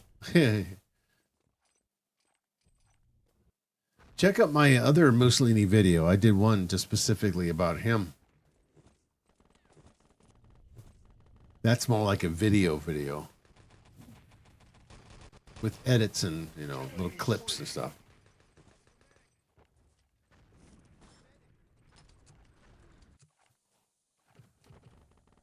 It explores Mussolini's political and social doctrine of fascism.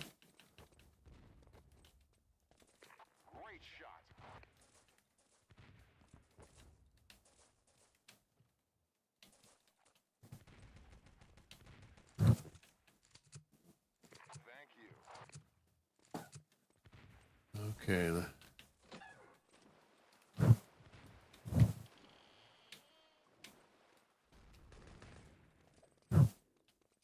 Let's go get... What? Okay.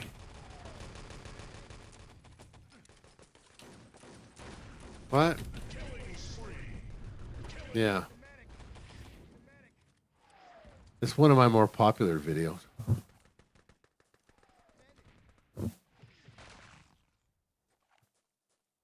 You know, if you can stand my voice.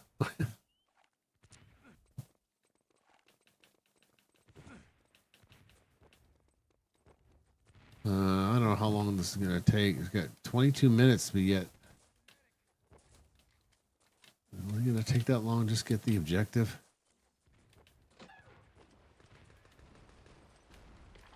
Why did me?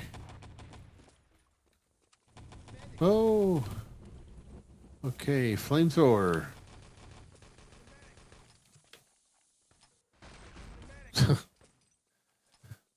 No idea what happened. Well, thanks for coming out and checking out my channel and my videos. Whoa. Always appreciate it.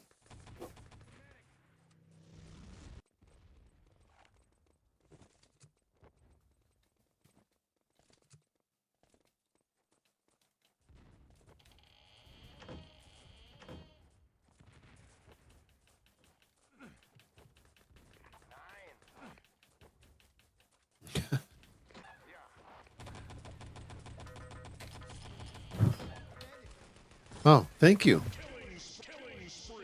What World War II videos do you have on your channel? Maybe I'll check out your channel after I'm done with this stream.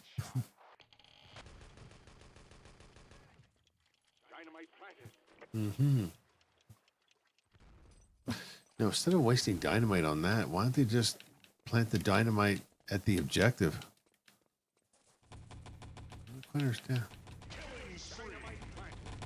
He's up there. Okay, it's better maybe just to go around. Ah.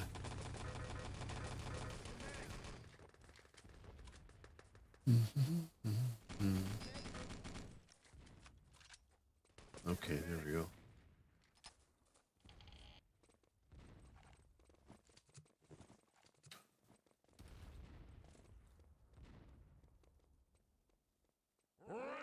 Okay, gameplay video. I also do gameplay, I do political philosophy videos, and I do model building videos. And sometimes I do travel videos. So I try to keep a good variety. I also do music. I make music videos too. I make like, yeah, guitar music.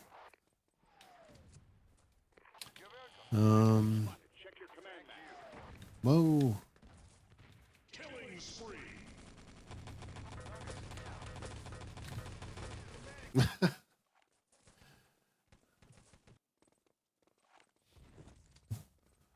Oh, oh, oh, oh. Ah, Panzerfaust.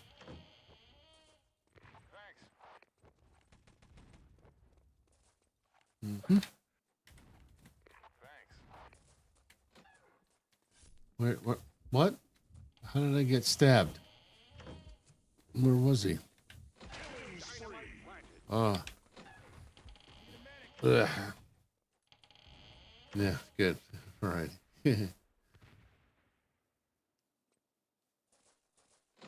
Games. What other games do you play?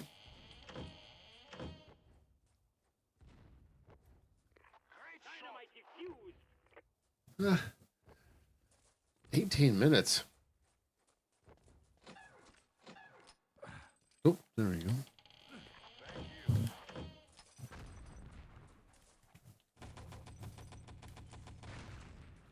Oh, a ladder. Yeah, I can go through this room. And this room. Check your command map. What's the point of okay, great. Killing spree.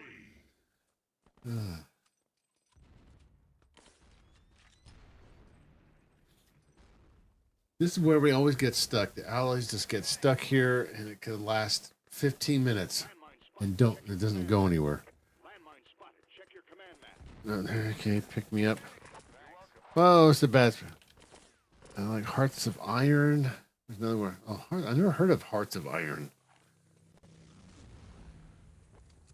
Oh, okay. No wonder.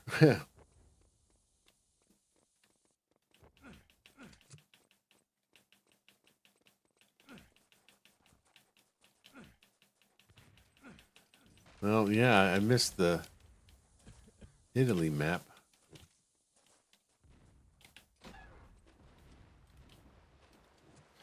Oh, boy, I need... Dynamite planted. Okay. So popular. Hearts of Iron. Okay. Well, those are two games I have to check out. Enlisted and Hearts of Iron. 4. Killing spree. Destroy construction. Move. Let's go.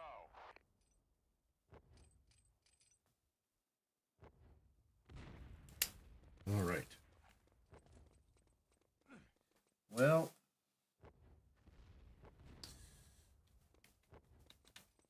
this is I don't know what to do. We're stuck again.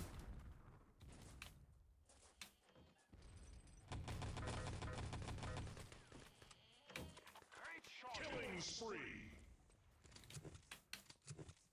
Let's see. Where is he?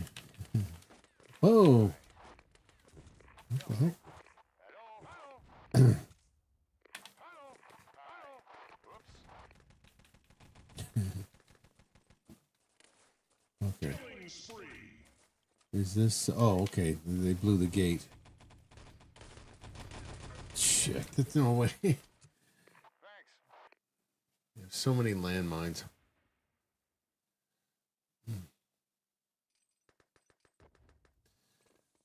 Okay. Nothing will happen. Now, what's the server like? Well, it's kind of full, but I don't even know what the next map is going to be. You know, I don't know if I want to wait another 15 minutes. Killing spree. Whoa! Dynamite planted.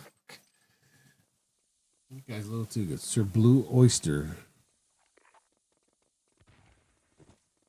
I need a medic. Dynamite defused. Need a medic. I need a medic. Let's see. Okay, I'm gonna switch. Let me go open up Steam. If you're on Steam, Oh, this game I'm playing is Wolfenstein Enemy Territory.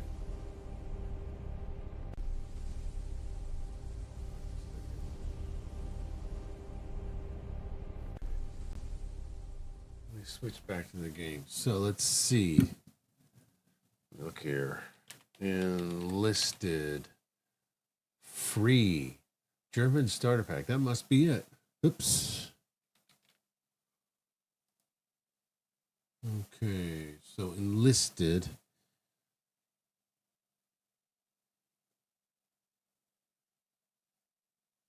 Very positive. Sniper. Let me see. Make it full screen.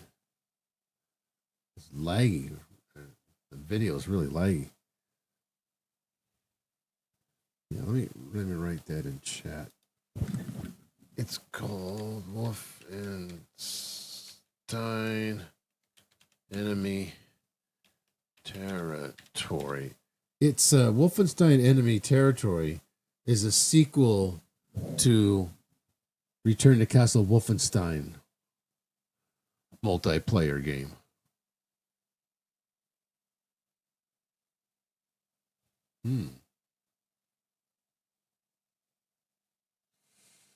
Well, this looks promising. Can you ride the vehicles?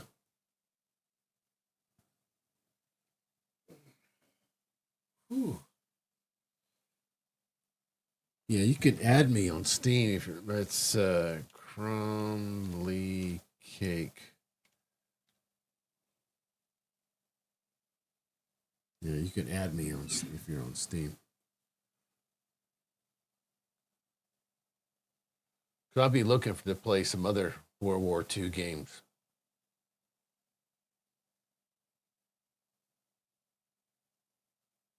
Looks like pretty big maps. Egypt, is that Siwa Oasis? I don't know what that would be. Oh, nice. This looks like Siwa Oasis. Very similar. African campaign.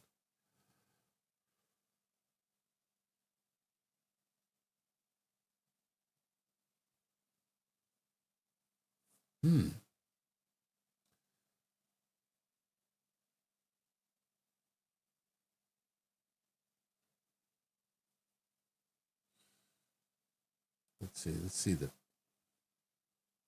Dark Flow software. Wow. Like never before. Tank crew.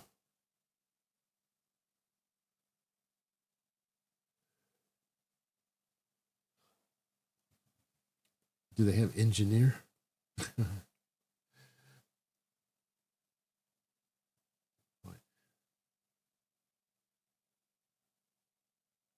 5 campaigns.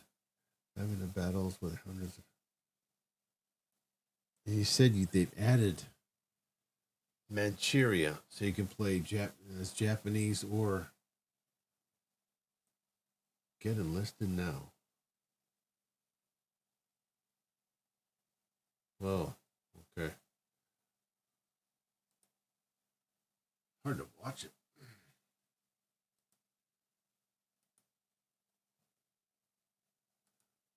Nice. Ooh, Panzerfaust. A lot of maps too. Looks like the maps are pretty big. Oh, okay. Can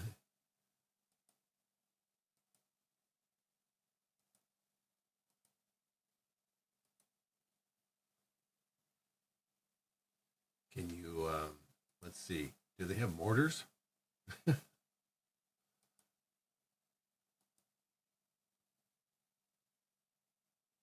Oh, wow. Okay. Berlin, Pacific, Moscow, Stalingrad, pretty much everything. Cool.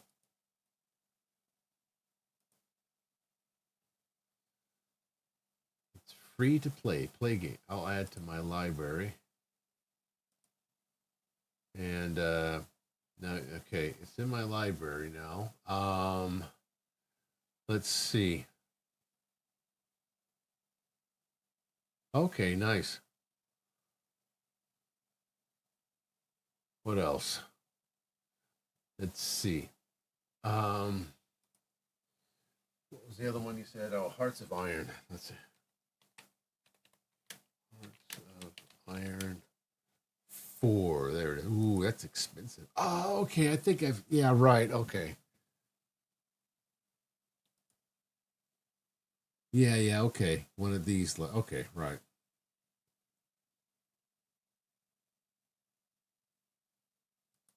I've never played. There's Mussolini right there.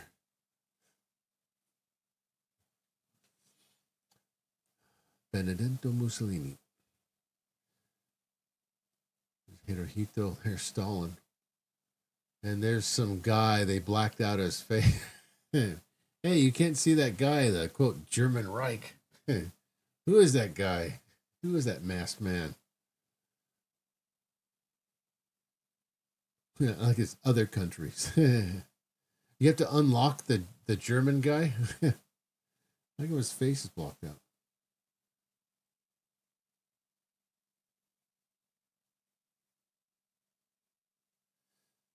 Oh, okay. Oh, look at that. Okay, lots of different boats. Ooh, that looks really okay. Complicated.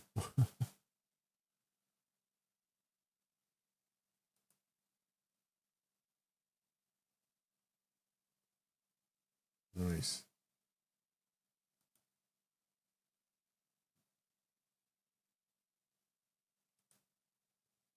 Okay, so there's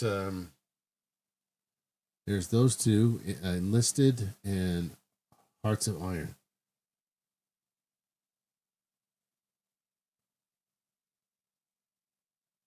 There are modes to make the Austrian painter look more authentic.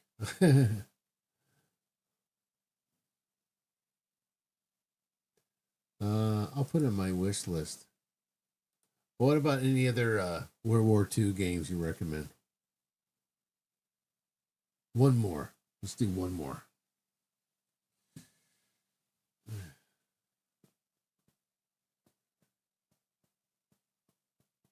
Yeah, that's like 70. Yeah, well, I understand. Yeah, that's 7,000 yen.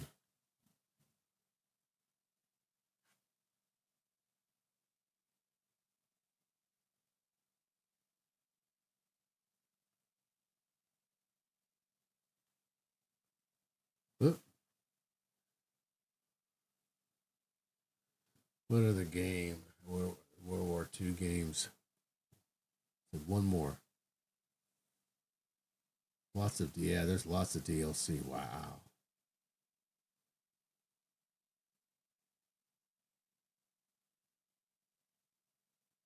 Very deep, he says. I know this guy. I used to play a game called Cards. Basically, okay, World War II card. I'm not really into card games that much. Yeah, I'm like if it's a FPS.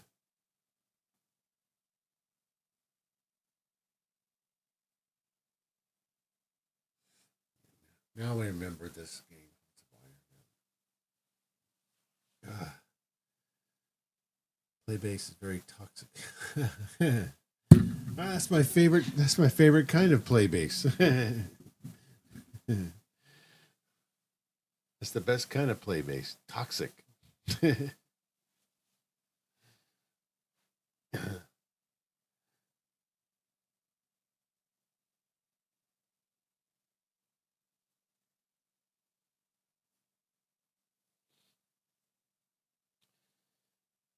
Give it a listen to try and see. Okay, I'll give it a try. Maybe it's free to play. Yeah, sure. That's right. Yeah, nothing to lose. Okay.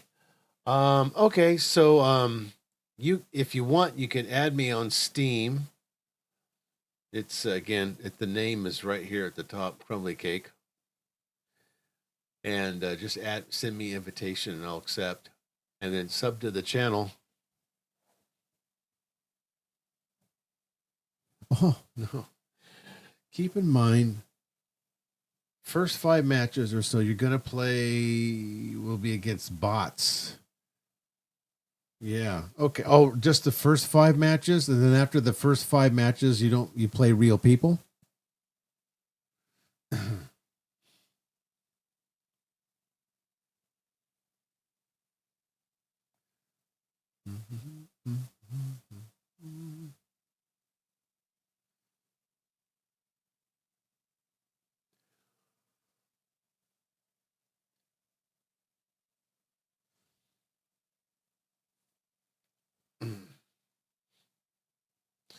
My friends on Discord there. Oh, I know what. Let's see.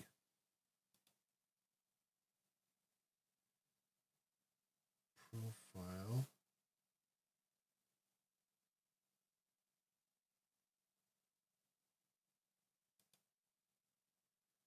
Can I? Let's see.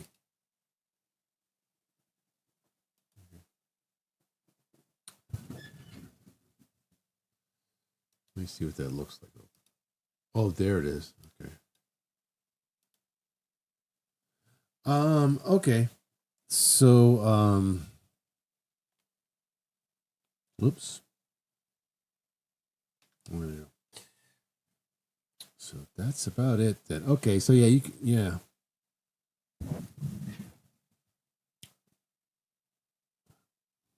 But when do you play enlisted? Like what time of the day? Because here in Japan, it's almost 11 p.m. Well, I mean, if you add me on Steam, I'll know when you're playing.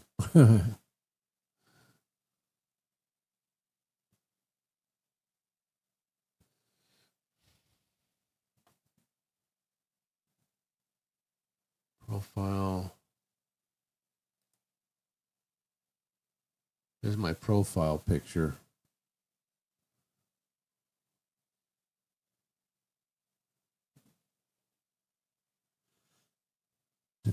Day of defeat.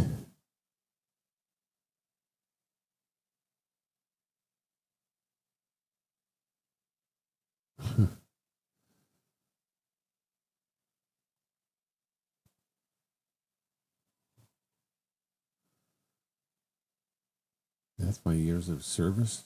Really? It's been that long?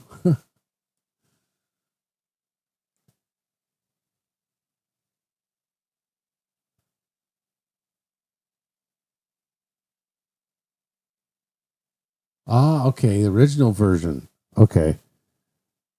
There's a disc version.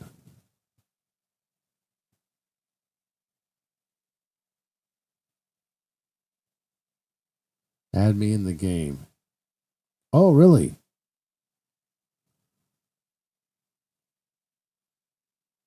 Friends list you get to see when they are aligned and okay, and play together. I see. Friends list.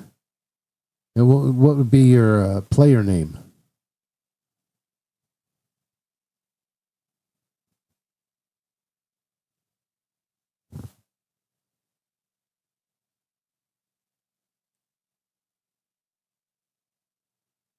Ba-dum.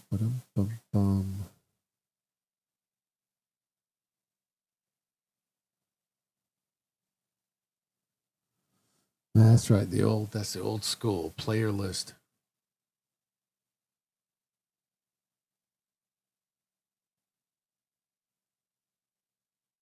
Oh, okay.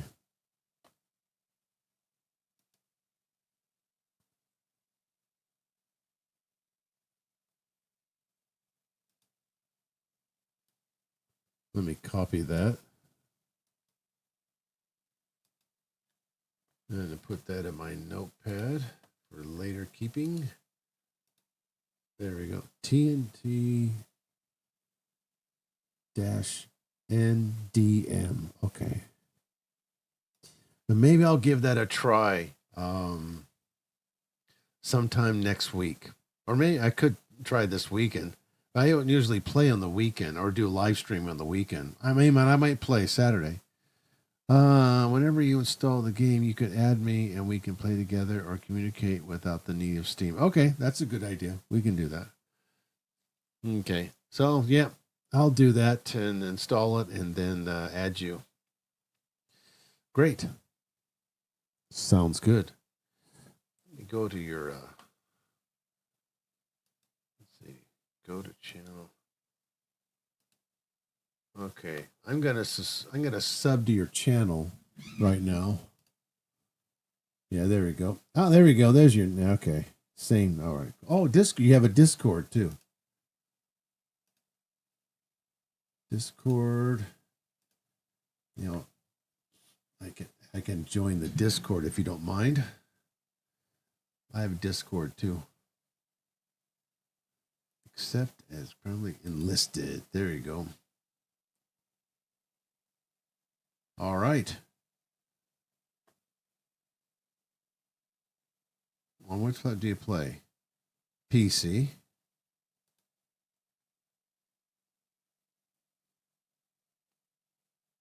Which nations do I play? I don't know. Skip. I don't know. I play all of them.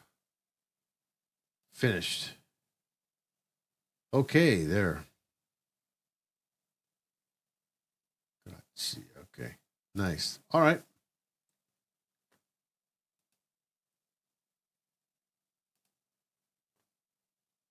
Okay. So I sub to your channel, and then I sub to your Discord. So I'm both. So and then this weekend I can install the game and try it out. Yep. Sounds good. All right. And for other people watching, I just finished the stream playing Wolfenstein Enemy Territory. And the first half of the show, first hour of the show, I did the intellectual, the Mussolini and his intellectuals. I kind of followed the history of Mussolini's fascism. You go back and watch that. And I have another Mussolini video. It's just about his political and social doctrines of fascism. So you go back and watch those two. So I have two Mussolini videos. I do plan to make more videos about Mussolini. It says there's not really a lot about him. And usually this stuff you find on YouTube is just bread tube stuff. It's just sort of typical stuff you find on Wikipedia or Reddit, which I wouldn't recommend. But yeah, go ahead and watch the first hour of the show if you want to know more about it.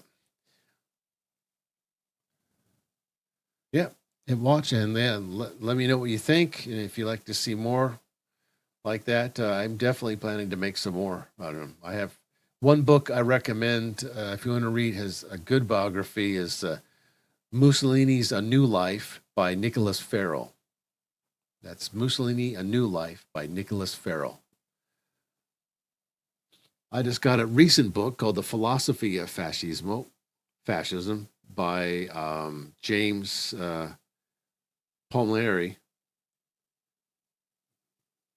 Haven't read that yet. Pull the muscle.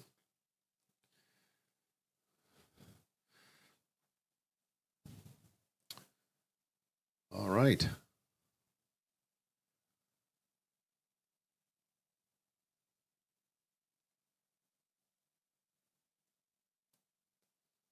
Nothing to lose. Okay. So.